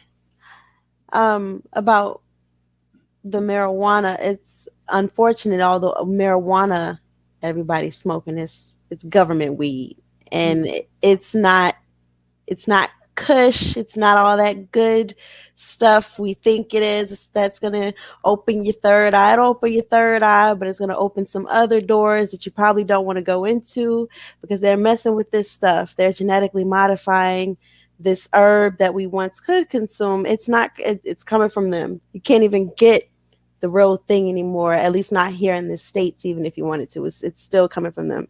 They're messing with it. And now they have their people in business. They're able to profit off of it and experiment with it. And a lot of it is being laced with fentanyl and other different types of opioids. And it has very little amounts, but it's still having those same chemical effects on the brain. And now we wonder why these people who been smoking marijuana all along are acting like they've been smoking heroin and acting like crazy addicts because they smoking that government weed. That's how I know a lot about fentanyl, Lauryn, by working in the former prison. I know about fentanyl, but we had some guys down off it, and it was called spice at that time too. And it's 10 times, it's actually 50 times probably more potent than cocaine. It can kill you just like that. So Coolicc, he made some good comments, didn't he, brother? Yeah, shout out to him, shout out to Texas already. I mean, real talk, Lauryn, like you said, I don't do drugs, I don't drink, I don't. I haven't drank since you got another call. But yeah, I haven't drank in a while, and I think now black people need to be healthy. Say what now? There's another guy from Texas. Hey, hello? Yes, sir. This Texas again, Coolicc. Sorry, man. Yeah. Am I coming in okay for y'all? Yeah, go ahead. Go ahead, Tim. Okay. Much love to you, King BJ, man. I love what you're doing. And shout out to Coolicc. And I guess my man Rexx dropped off the line. Much love to him. And the lady Lauryn, she's doing her thing. And Dr. Carmen Johnson. Man, look, I love the dialogue y'all are putting together. We need more of this talking points. Because, brother, we out here hurting. I'm down here in San Antonio, Texas. And, man, y'all just don't know what the hell I go through. Talking to my people, they still sleep. And Coolicc, to your point about your radio show or whatever you was talking about, man, look, it can be done, brother. It can be done. We got the numbers to do it, man. We all can sit down, come together. You got to crawl before you can walk. Yes. And once we put in the work and put in the action, we can meet up, sit down, have our own little small convention, little gatherings, and things can be done. Like for me, I'm trying to get some land down here in Texas. So what I'm trying to do is reach out to all black folks who got land, start growing our own produce, because you'd be surprised on how many black folks own 200 to 500 acres of land. They got cattle from Brahma bulls, Romanola bulls, Longhorn bulls. White folks is beef, Hispanics is tearing up, is on our ass. We last place in almost every single category. We're going backwards. And Dr. Claude Anderson talks about that the most, on how what we had and what we lost. We had no business integrating. So look, much love to y'all. I love the dialogue y'all are having. And I don't have much to say after that. But look, God bless y'all and have a good evening. You too, brother. All right. Thank you. Okay, so I know that he's his brother from San Antonio, and San Antonio. Lauryn, you have some problems. I put it in the chat earlier, but go ahead and say it. It's the Black Handle Podcast. It's the Cash App is the Black Handle 100 podcast. Okay, Black Handle 100. But the Cash App is just the Black Handle 100. Okay, the Black Handle 100 is Lauryn's Cash App. I'm gonna put it in the chat. Okay, Shania Dawson said, Lauryn P, I understand your comment. It's something Coolicc, I don't know, this must be a Texas thing because everybody from Texas called. We the best. We are American. I'm not gonna get in that right now, but if you know the history, you know what's up. It was not Mexico. I'll go in on anybody on this historical thing. It wasn't Mexico, and don't do it. Don't do it. Well, I'm gonna say this. Yes, Lauryn, because I got to put it in the chat. So you say the $. I put it in the chat earlier, but it came under me. I'm gonna put it here so that you can just copy and paste it. Okay, yeah, but I don't want it to come under me. Yeah, go ahead and do it again. Let's do it again. I get it. But yeah, cool. So, but Dr. Johnson, I do appreciate you. So you also, I know you got another show at 8. We might be on here for a couple more minutes, but you have a show at 8, and but you do have to shout out your information as well, so people can support you. And we're glad that I got it on the screen. It should say HTTPS thecarmenstory.org. It should say that. But before you throw me off, I still have about 19 minutes. But before you throw me, I'm not throwing you off. I'm just letting you know. Before you kick me off, I just in case we have some ADOS or some FBAs on here, I just wanted to just let y'all know that I love all my people, but I was attacked last week on Twitter. So I took off the ADOS/FBA and just left Indigenous American Woman. And I made my comment that I am in support of mass liberation of our people, the stopping of mass incarceration of our people, and reparations for our people. So I just wanted to just share that. So I just wanted to make sure everybody heard me because I couldn't finish that last piece that I was trying to say. But I just wish that we all would just come together and we all that look like us just get along because we need one another. We can't do this alone. We need one another. It doesn't matter what group you're from or what group you're from. We all are people of color that need one another to survive in this white man's world. Dr. Johnson, I totally agree with you. I want to kind of state my opinion on that whole FBA thing and ADOS thing. And you're correct. I know a lot about it because I've studied it and I've talked to people in it too. I would leave that mess alone. A lot of people that came out with the foundational and the ADOS stuff, that's, how can I say this without, I'm trying to be politically correct here, but these people are indirect agent provocateurs that are keeping you away from the prize and the money, literally. And we got to get away from that. We got to stop putting the carrot in front of the horse. That's what they're doing to us right now. So the FBA thing is garbage. The ADOS thing is garbage. Like you just said, we are the indigenous, or you're an indigenous woman, or we are the indigenous Indies of the Americas. That's it. We're not African American, we're not Native American, and we're not black. We are the indigenous Indians, or autochthon people of the Americas. That's it. So all this other stuff these Afrocentric people are doing, they're just making money and spitting garbage. I'm gonna be real. I was shocked last week when I started, because I'm not used to getting hate. Yeah. People, I'm not hate energy, because that's not the energy that I'm giving out. So when I started getting all these tweets, I was horrified. And then I was like, look, to everybody, I'm just taking it off.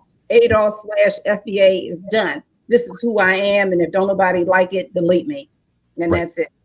So it really bothered me, because this is how the white man is able to get in between us, to keep the chaos going between us. And it breaks my heart. It's so we have to stand together. We have to figure out how to come together. We have to figure it out. Because if we divide, we're gonna fall. And we are falling. This guy Hannibal got some stuff in the chat. ADOS and FBA is nothing but dysfunction, Luciferian, homosexual group. Leave it alone. Yeah, So, you're right. You're right. Hannibal's exactly right. I could go in it, but I'm in on them, but I'm not. That's a waste of time. But yes, they are nothing but agent provocateurs. And I can name their names and all that, but leave that stuff alone. I'm done. Yeah. Our grandparents didn't call us ADOS or FBA. They called us Choctaw, Navajo, Cherokee. So I mean, what are we doing? Yeah.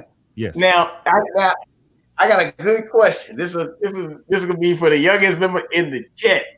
So Lauryn, because even though I am only like, me and Coolicc are really only like 10 years older or whatever, maybe 11. What's the vibe of your age group right now? And don't tell me they watching Power, even though I know that's what they're doing. But what's the vibe of your age group? I don't know. What are they talking about? What's the action they got? I mean, where's their mind at? Is it smoking weed, sagging their pants? I mean, I just want to know. I mean, I pretty much got an idea. I'm gonna tell you something that happened to me that shocked me. I would say my generation's mind is really more so on they think the worst thing about the government is child sex trafficking. They love Black Lives Matter. They love Instagram. And yeah, I will say my generation is waking up, but it's like they're going the wrong direction. Okay, it's like we're becoming aware, but on the basis of still the white man's agenda. You know what I mean? The whole respect everybody's opinion type thing. Be respectful of everybody's beliefs. No, we can't do that anymore. We can be respectful of the individual, but we have to at least be able to have the conversation, even if we disagree, for understanding, for clarity. You know? I'll give you an example. Something you just said. I had a young brother that was out on the football field with me today when we was out there working out, and I was running the track, right? Run that ball. Where we were running track and doing push-ups and sit-ups where we were on the field.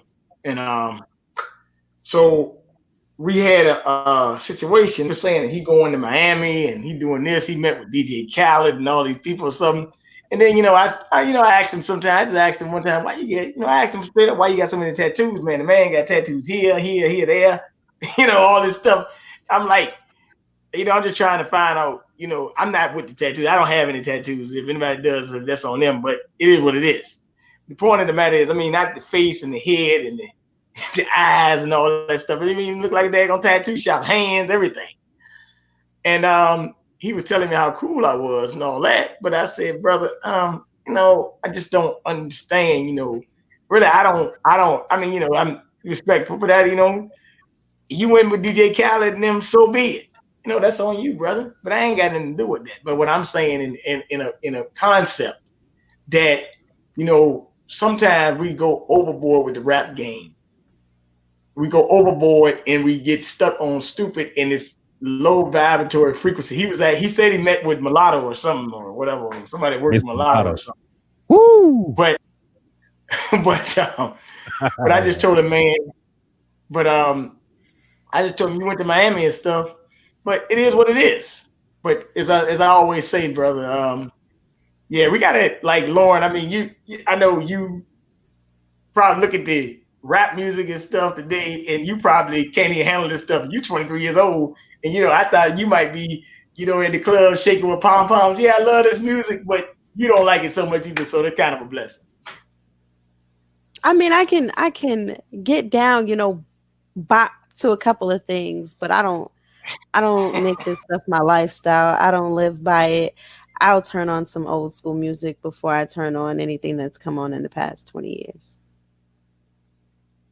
Wow. Well, I'm gonna say this to you. Yeah, I'll say this to you, Lauryn, and Dr. Johnson, because as Dr. Johnson has told me on many occasions, she has a lot of respect for you. So I just want you to keep up what you're doing. You got a bright future. Dr. Johnson speaks very highly of you. As a matter of fact, you got somebody else who speaks highly of you. Matter of fact, his name is Judge Joe Brown. He speaks highly of you as well. So keep up the good work. Thank you. And as I always tell you guys, I really, really, really appreciate all of you and what you do, the conversations you have, your minds, what you have to offer. I really, really appreciate having people like you all to be able to connect with. Yeah. But I do want to say that sometimes I consider me and Coolicc, because Coolicc was born 1986, I was born 1987. I think Ron was born maybe like 1981. Brother Ron, we all be shout out to him. And I'm gonna say this. It's like this in a context that I consider me and Coolicc the last generation before everything just went stupid. That means I got a dad that's 81 and my mom was 60, so I kind of like got stuck in the middle. Like, my mom died when she was 60, so I kind of got stuck in the middle of kind of like an older brother, sister, and then I got stuck with a young mother that had me when she was 30. But I always hung around guys, and they took me to parks, and I used to go to parks and stuff. I was in sports and stuff, and then I got messed with some people that I shouldn't have got involved with. But I never really got too far gone, so I always wanted to get into the system to learn it and exploit it. Like when I was working in prison, I had some guys, 5%ers, they used to talk to me, and so I learned how to battle, because you gotta, in order to tackle this thing, you gotta be able to beat these demons from the inside and out. Somebody had to go in to figure them out from the inside. And as a matter of fact, Dr. Johnson had a homework assignment for us, and it was called The Spook That Sat by the Door. And she done it. I've been a spook that sat by the door too, because I just sit there and observe what people say, how they act, and what they are going to do. And I have a roommate that actually, she asks people what are their observations, because sometimes the frequency is so low, and we got to improve our frequency. But I know when you saw the video, The Spook That Sat by the Door, Lauryn, you probably enjoyed it, didn't you? Yeah, I really did, and I shared it with others to check out. Well, that's what you're supposed to do. Oh, wait a minute, your buddy's back. Hold on, I gotta get him back in. I didn't even know you. I gotta get him back in. If time permits it, Bernard, I like to share something with you guys. Okay. Go ahead and share it. I don't think we realize what this whole virtual learning environment is doing to our children and how this is going to affect them as adults. I was told, and I don't know how accurate this statistic is, but I was told, this is just in Richmond Public Schools alone, that 1/4 or 25% of those students, Richmond Public Schools students, have not even logged on to the virtual school environment since school started in September. Good Lord, Jesus. I recruit for a staffing agency. I had a parent who works for the staffing agency call and ask if we can fire him because his kids are failing and he needs to be at home during the day to make sure his kids are doing what they're supposed to do. But he can't quit because he won't receive unemployment. That is what the state of our people. Woo! Woo, And that is I am scared for these kids.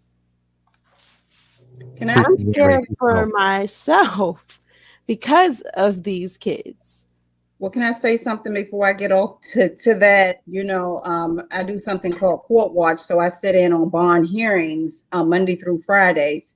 And it was a father that was arrested that was in the bond hearing, and he had jumped on his son because his son had been lying, saying that he was logging into school and doing his schoolwork, and he wasn't. So I guess the school had called or whatever.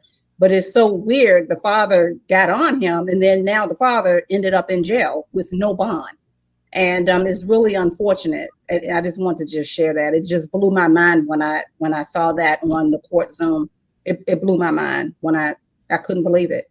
So for you to, it's just funny. That's all. And that makes me question, like, is that child going to carry on with the mindset, okay, my dad is sitting in jail because I was not doing the right thing and he was trying to discipline me. So am I going to go and do the right thing, or am I going to continue to, he's not here, do whatever I was doing because he's not going to know what I was doing. And he did not get a bond to get out. That's wild.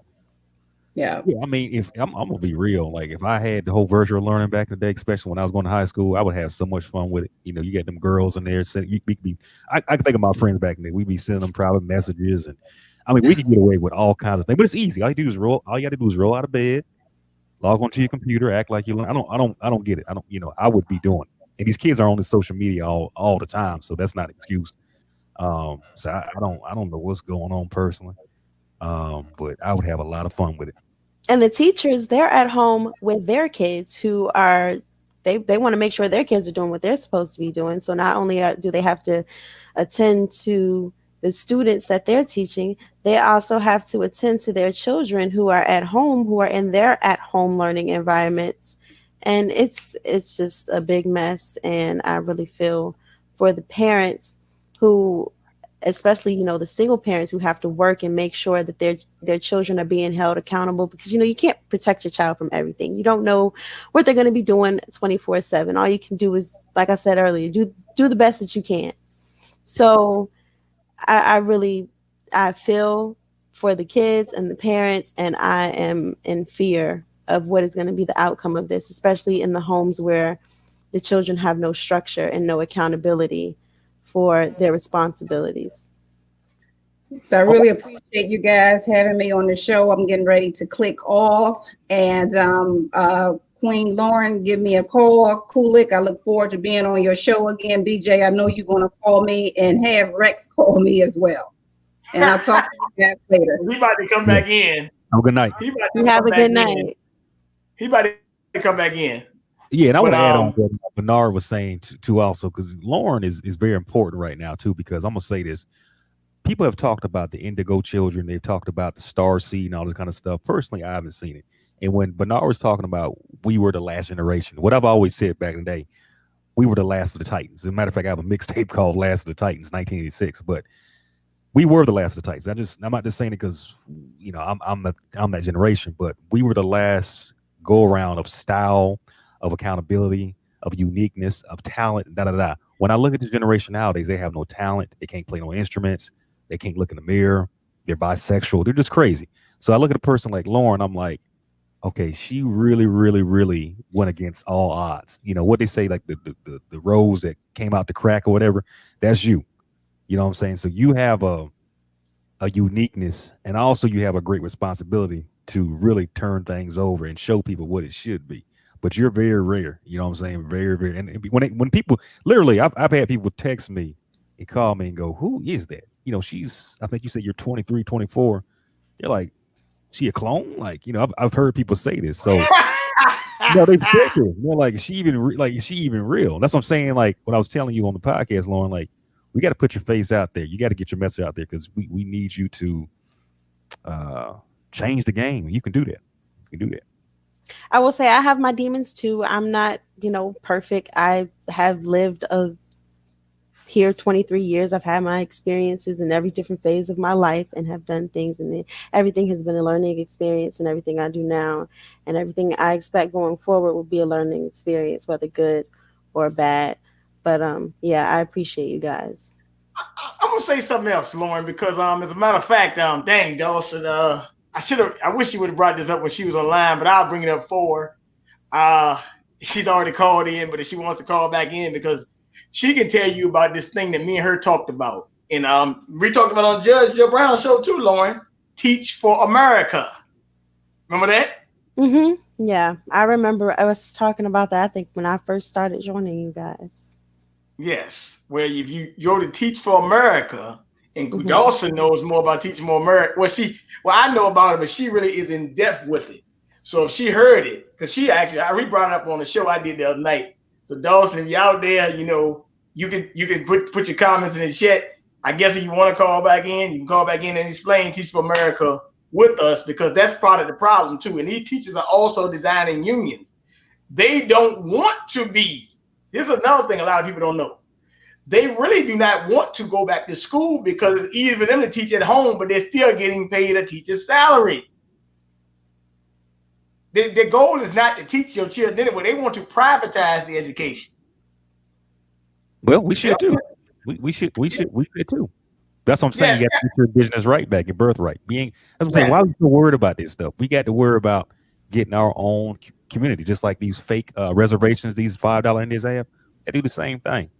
But y'all don't want to claim. Y'all want to claim this blickety black. Y'all want to listen to Tariq Nasheed and all these clowns. Like, look, man, this is our game right here. But y'all want to play other game because y'all niggers like what you like.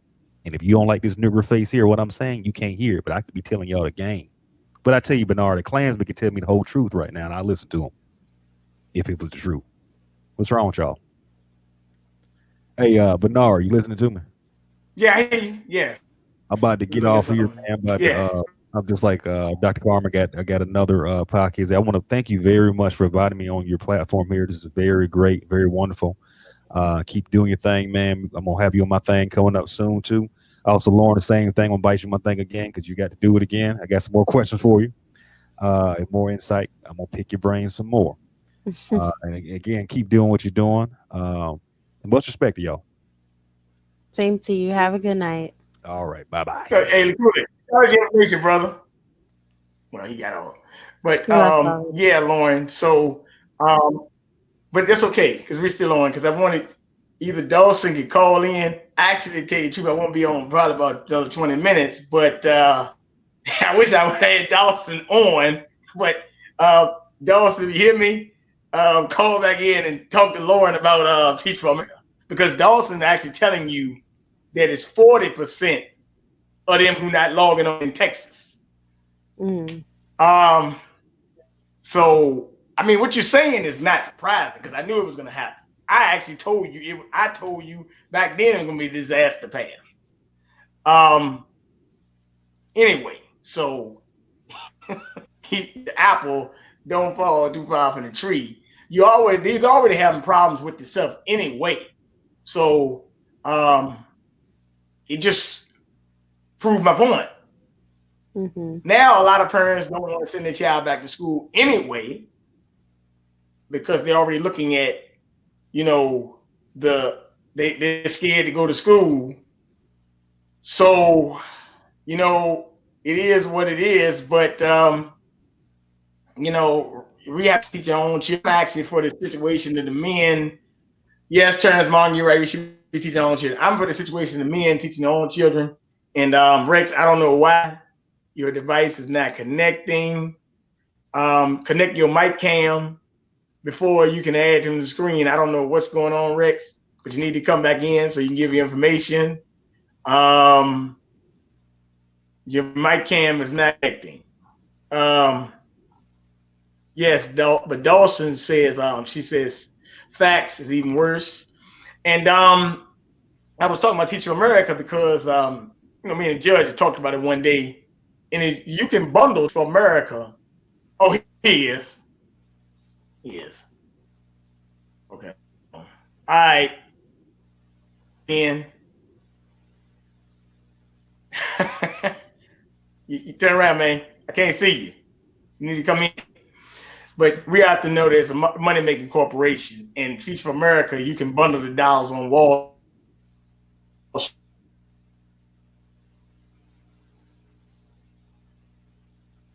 Your connection's going in now. Open your mic. So you got to know that information. But yeah, that's what Teach for America does. Open your mic. Open your mic. I'm doing it. Okay, good. You're back. And Dawson said we're the last sane generation. But yeah, Rexx, you back. You missed a lot of the. Go ahead. Oh, you hear me? Yes. Yes. Cool. Oh, cool. Yeah, we were just talking about Teach for America, and Lauryn was talking about. Well, yeah, I hear you. What I want to say, I'm sorry I missed you. I had to take care of an important situation. But look here, I just want to say, you guys are the future. Keep doing what you're doing. We can't fix everything, okay? Life is not made to fix everything. I'm sorry. Life is messed up. Life is crazy. But whatever's necessary for our mind, body, and soul, we got to fix it while we're here. And you guys are the future doing it. And I also want to say, too, you can check me out on Comedy Hype. Always, if you want to know more about me, just put my name in, Rexx A. Garvin, Comedy Hype, and check out my video. I am a true to form funk prophet. I'll explain that when you see my live show. I got that live show coming up. As soon as all this craziness stops and we can go out, y'all going to see the live show because I'm a throw down with it. And you check me out. You go to YouTube, you put in The Prophet of Funk music video. You put it in just like that. YouTube, The Prophet of Funk music video. When you want to know more about your boy, you go to Comedy Hype. Also to my niece Lauryn, I'm gonna give you a call. Keep on keeping on, be strong. I'm gonna put you down with a circle of cool women to continue the movement. Oh yeah, I know a lot of sisters, believe me, and the sisters I know, they're beautiful sisters. And Lauryn, there's a sister circle that's excellent. Hey, Lauryn, let me ask you a question. Men your age, how do men act? The men around your age, do they get you, Lauryn? The men around your age range, do they get you mentally? They don't get the opportunity. opportunity. Bring it to her real quick, just in like 2 minutes. You can bring in 2 minutes if you can. Just 2 minutes. 2 minutes. Okay. Lauryn, she called back in and tell you about Teach for America. Okay. To answer your question, Uncle Rexx, they don't get the opportunity to. Hold on, Rexx. Let the woman on the call say one thing. Go ahead, Dawson. Go ahead, bring it up to Lauryn. Oh no, we was, I know we had a conversation about Teach for America with my son and other students in the public charter school system. When we really delved down into it, that's what we discovered, that a lot of those teachers were part of the organization Teach for America. So what we found out was that if you have a public charter school, they only have to have so many certified teachers. The rest of them can be Teach for America teachers. So they give, like, say if somebody have a degree in liberal arts, or we had one teacher, she had a degree in anthropology. just these crazy, degrees that people get, and they can't find a job in their field. Well, you could take a course of 6 to 8 weeks to become through Teach for America, and you can go in a classroom and teach. Now, you've had no experience with education as far as internship. A lot of them didn't have, had no experience with working with children, and also this is another thing they do. I forgot to mention, BJ. What we notice here in Texas with Teach for America, I don't know how it is in you all cities and states, they love to recruit these teachers from other different cities and states. So, for example, the majority of those Teach for America teachers at the KIP here in Houston, they were either from Chicago, New York, just all these different places, Detroit. D. Ray McKesson was one of them. He was a Teach for America. And you see what I'm saying? Brittany Packett. Most of those, a lot of them Black Lives Matter idiots was in Teach for America. I did not. Well, you know what? I won't be surprised because guess what? We was fighting that in the school system. Teachers sexual assault students, teachers making racist comments. That's why I say we got deep into this about this charter school system. And it's all privatized, y'all. This is all for money. They make the money off the backs of our children because they do not build charter schools in suburban neighborhoods because suburban neighborhoods will not allow that, for one. And these kids are performing, they are very low performing even compared to public schools. Like we talking about, I know Sister Lauryn stated that they have a lot of students that are not logging in where she is. Well, hell, it's imagine the charter school systems here. I know it's 40% with a major school district here called HIZ, but charter schools, it's around 50%. They're not even logging in. Or don't even have computers. But they don't care because guess what? They're going to take that attendance and get that money for those students. So they don't care if they learn or not. So when we talk about education, even the public side is not good. Charter schools is, I would say, the worst. You have a few charter schools that are performing, but if you really, really look at a lot of these bigger charter schools, they're not. And guess what, you all? We did so much extensive research on this. Do you know that they are allowed not to publish their data? And what I mean by data, like how their students performing, because they push, we can get your kids to and through college, right? That's KIP saying, Armada or every other little charter school. But they are protected by the state and federal government that they do not have to publish their data like public schools do. Just look it up. Okay, and one more thing, Dawson. One more thing, Dawson. We need to take advantage of that. We need to take advantage of that. If our education systems are being privatized, we as Black people need to do what we need to do and put our dollars, whatever you want to call them, into the pot where we can have our own privatized education systems and we can put our own people, educate our own people. You have a brother that goes to school for history. He has a bachelor's degree. Let him go and take a 6-week course and let him go and teach our children. Every group always takes advantage of what this government does, i.e. the corporations that run this government, except us. We have to, and it's unfortunate. I'm not in a situation in my life where I can just pull millions of dollars out my tail and open up a school, but we can come together and do it. And one more thing, Dawson. I had mentioned you earlier, and she said, "There, Lauryn, this is the woman we need to talk to about. Maybe you need to do a show with Dawson about this vaccination thing, because she said that her and her fellow nurses not taking it. Ain't that right, Dawson?"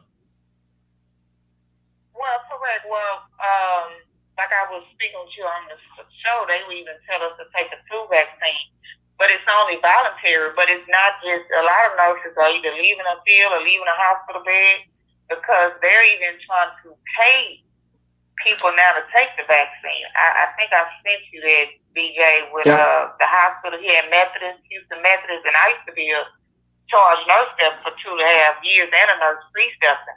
They're giving them bonuses to take this vaccine. Do y'all hear me? Yeah. So, and then I think another hospital was giving away $1,000 or something for the employees who took the vaccine. Yeah, damn. So, what type of medical setting do you work in? They never did this with any other vaccine, y'all. They never did this. Like publicly show somebody taking a flu shot. Have y'all seen that on news? Yeah. Yeah. Taking the shot. No. Come on. Are you in like a nursing home or a family practice or an ER? What type of medical setting do you work in? No, it was acute care. Do you work presently? Do you practice now? No, I don't practice now. Oh, okay. I was just gonna ask. Practice. Yeah, but I did it for I'm 15 years in now. But I still work with students on the collegiate level. I still work with those students. So you still get to kind of see sometimes what's going on in the hospital. Yeah, I was going to ask, what do you see as far as COVID numbers and deaths? Like, do you actually see people dying from COVID? That's the thing. They're not dying from COVID. So say if somebody come in with a gunshot wound, they was put COVID-19 on their death certificate. Say if somebody came in, I had a friend, and she called me about this, my cousin. Her friend's husband had a fall down the stairs, and she had a hemorrhagic bleeding. That's just bleeding of the brain, y'all. And she eventually died a few days later. You know what they put on her death certificate? COVID-19. So what they're doing, you all, they're inflating the numbers. Mm-hmm. And we have to also, I was just saying, I agree with you. Yeah. Yeah, they're inflating the numbers. Plus in the hospital, y'all, they have COVID floors for that. Okay, so everybody in the hospital doesn't have COVID. And initially, when this virus started, y'all know why these people was dying? First of all, they were putting these people on ventilators. Mm-hmm. I mean, with maybe the flu or pneumonia, right? Or congestive heart failure, where you get fluid on your lungs. They was putting these people on ventilators claiming they had COVID-19. So you get the hospital gets $13,000 for doctor's office or whatever. They get $13,000. You can research it. Well, they took the video down. Never mind. It was a senator. It was a Republican senator who admitted this. I think he was from Massachusetts or Minnesota. I forgot. He's Minnesota. His name was I forgot his name, but I know you're talking about Jansen or something. No, I'm talking about. Well, they took it down because I can't even find it anymore. But they get $13,000 for every COVID-19 diagnosis. If they go on a ventilator, that's $56,000. So what was happening? They was having these people on a ventilator, and the peak pressure of the ventilator, you have to be real careful with that. It was so high that with them being on the ventilator, it weakened their own lung muscle and their lung tissue. So that's how these people were actually dying. Thank this is my thing. England has issued, or at least told the public, the manuscript or the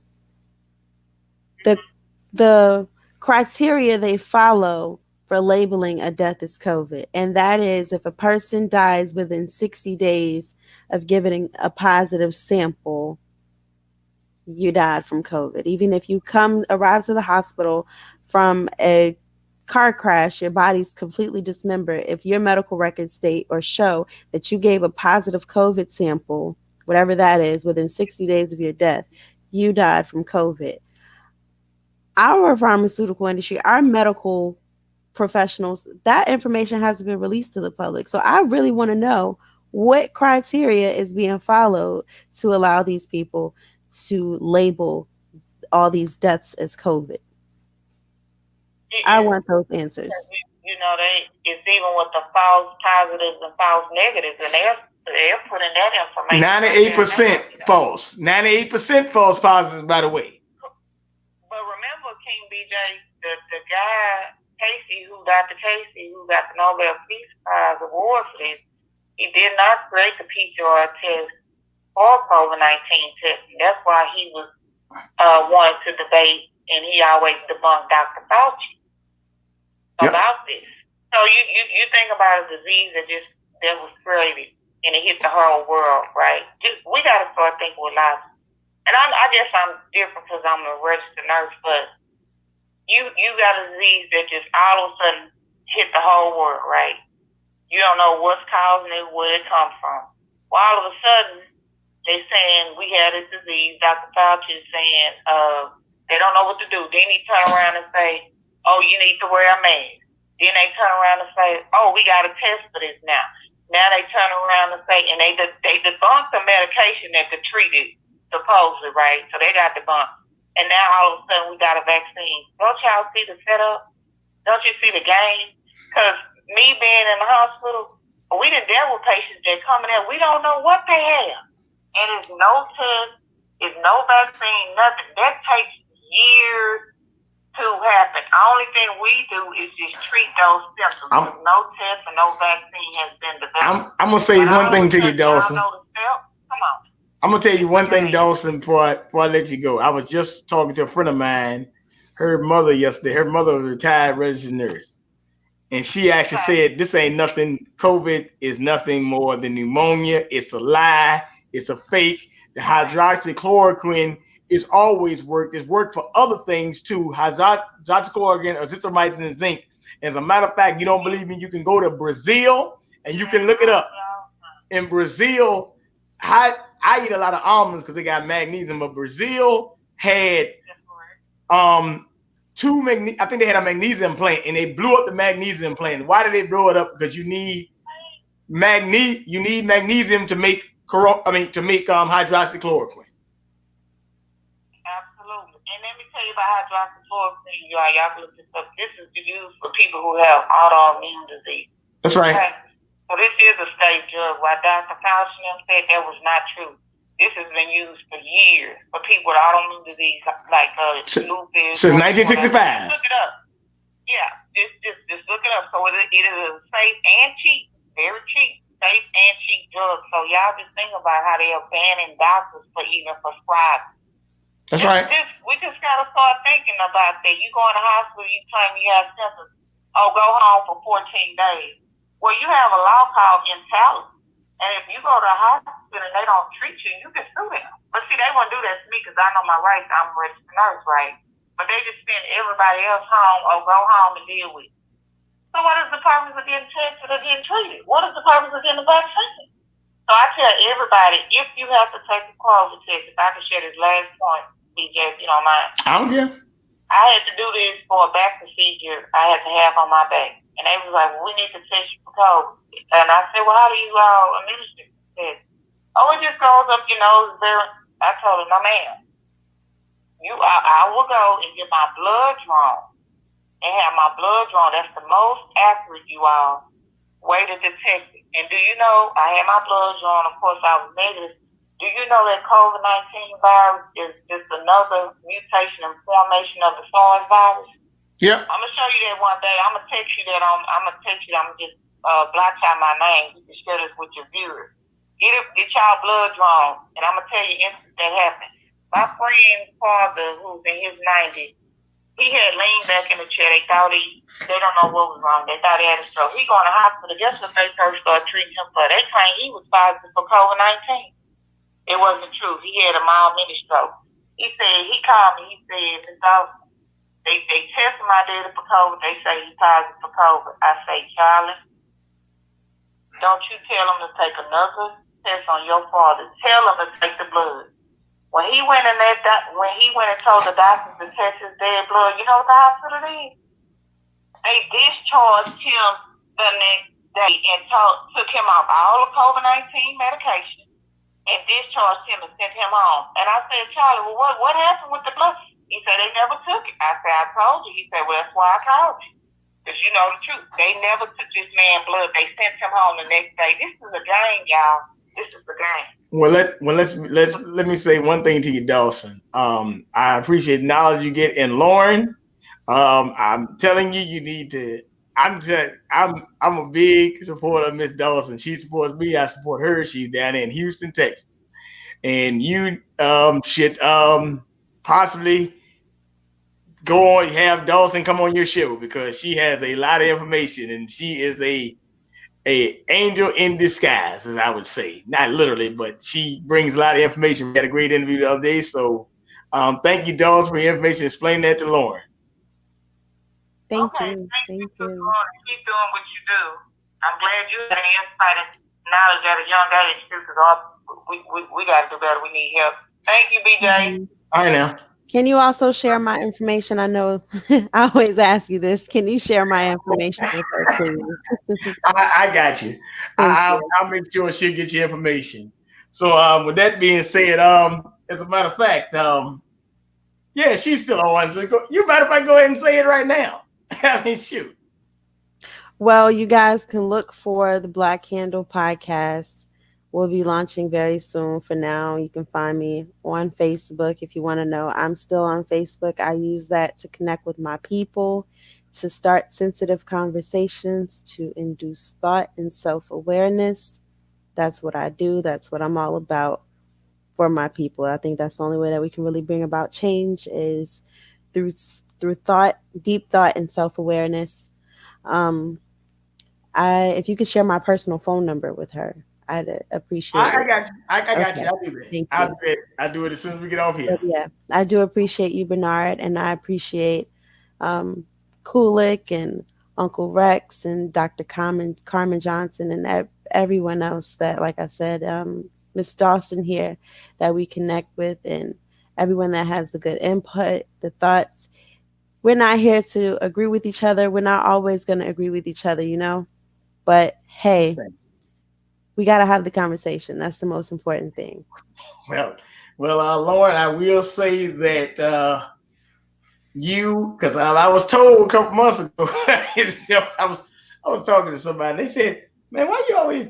They say like you always got men on your show. Can you interview some women? I said, "Yeah, I can interview some women. They gotta have they gotta be sensible though. They can't just be talking nonsense and yada yada yada nonsense like that Megan Thee Stallion crap song, whatever they play or whatever that shit is." But yeah, I said I can interview. I told the guy, no, I told the lady, I said women don't have no problem with me. I mean, if you can deal with what I'm saying, if you can't deal with what I'm saying, I might hurt your feelings. But if you can deal with what I'm saying, so I do appreciate you for being able to listen to me. I know a lot of y'all think I'm a conspiracy nut, but I'm really not. I'm just dropping facts. I do a whole lot of researching, and the same thing I send to you, I send to everybody. And shout out to you for becoming on Facebook that day and being in somebody else's check. I think my buddy Clinton or whatever. But and just as Valerie say, have the courage to hit the one and text and call in. So like I said, Dr. Carmen thinks highly of you. The judge just told me things highly of you. And it is a blessing that you have these people at their 50s plus to think very highly of you. You got your dad is he's great. I told him you're great. As a matter of fact, and you can also tell your dad, don't be scared to call the show one day as well, if he wants to. Like I said, I'm sure he's watching. I'm not. When I'm talking about watching, I'm talking about you can call the show on Friday if he wants to. And also other people who respect you, this guy Gavin. A lot of people respect you. And what is your cash app? The $, the black handle, right? Black Handle 100. Black Handle 100. Yes. And so you are what I call my state mate. You are actually in Virginia with me, so you know what's going on here. We got crazy stuff. Like I'm not sure there was a false flag in the Capitol the other day with all this Capitol. But I will say this: don't think that they're going some blowback to me. I'm telling you, stay in the house. Let these people fight this thing out. You got to be careful when you come to your door. But just be careful. I'm gonna tell you, stock up and be careful, because, like I said, you thinking that no, I'm looking at some serious blowback. So we have to be careful, stock up, get your food, water, do what you got to do, exercise. Like I said, I've been running all day, working out all day, and got to eat me something. But I do want to shout out Tim, Rob, and Chanel twice, but she had some very important information she had to share. So I had to bring her back in. So I'm glad you talked to her. I will give her your number. And Dawson, you did a great job. As a matter of fact, maybe one day I'll bring both of you on my chat. I know y'all getting to this word they There's my call dad. it's your dad. Hey dad. But I will say that I love all of y'all. I respect y'all, and you have a good night. Thanks for coming on with me, and have a good night and get some rest. Thank And I'm you gonna do this. to all of you. Have a good night. You too. Bye.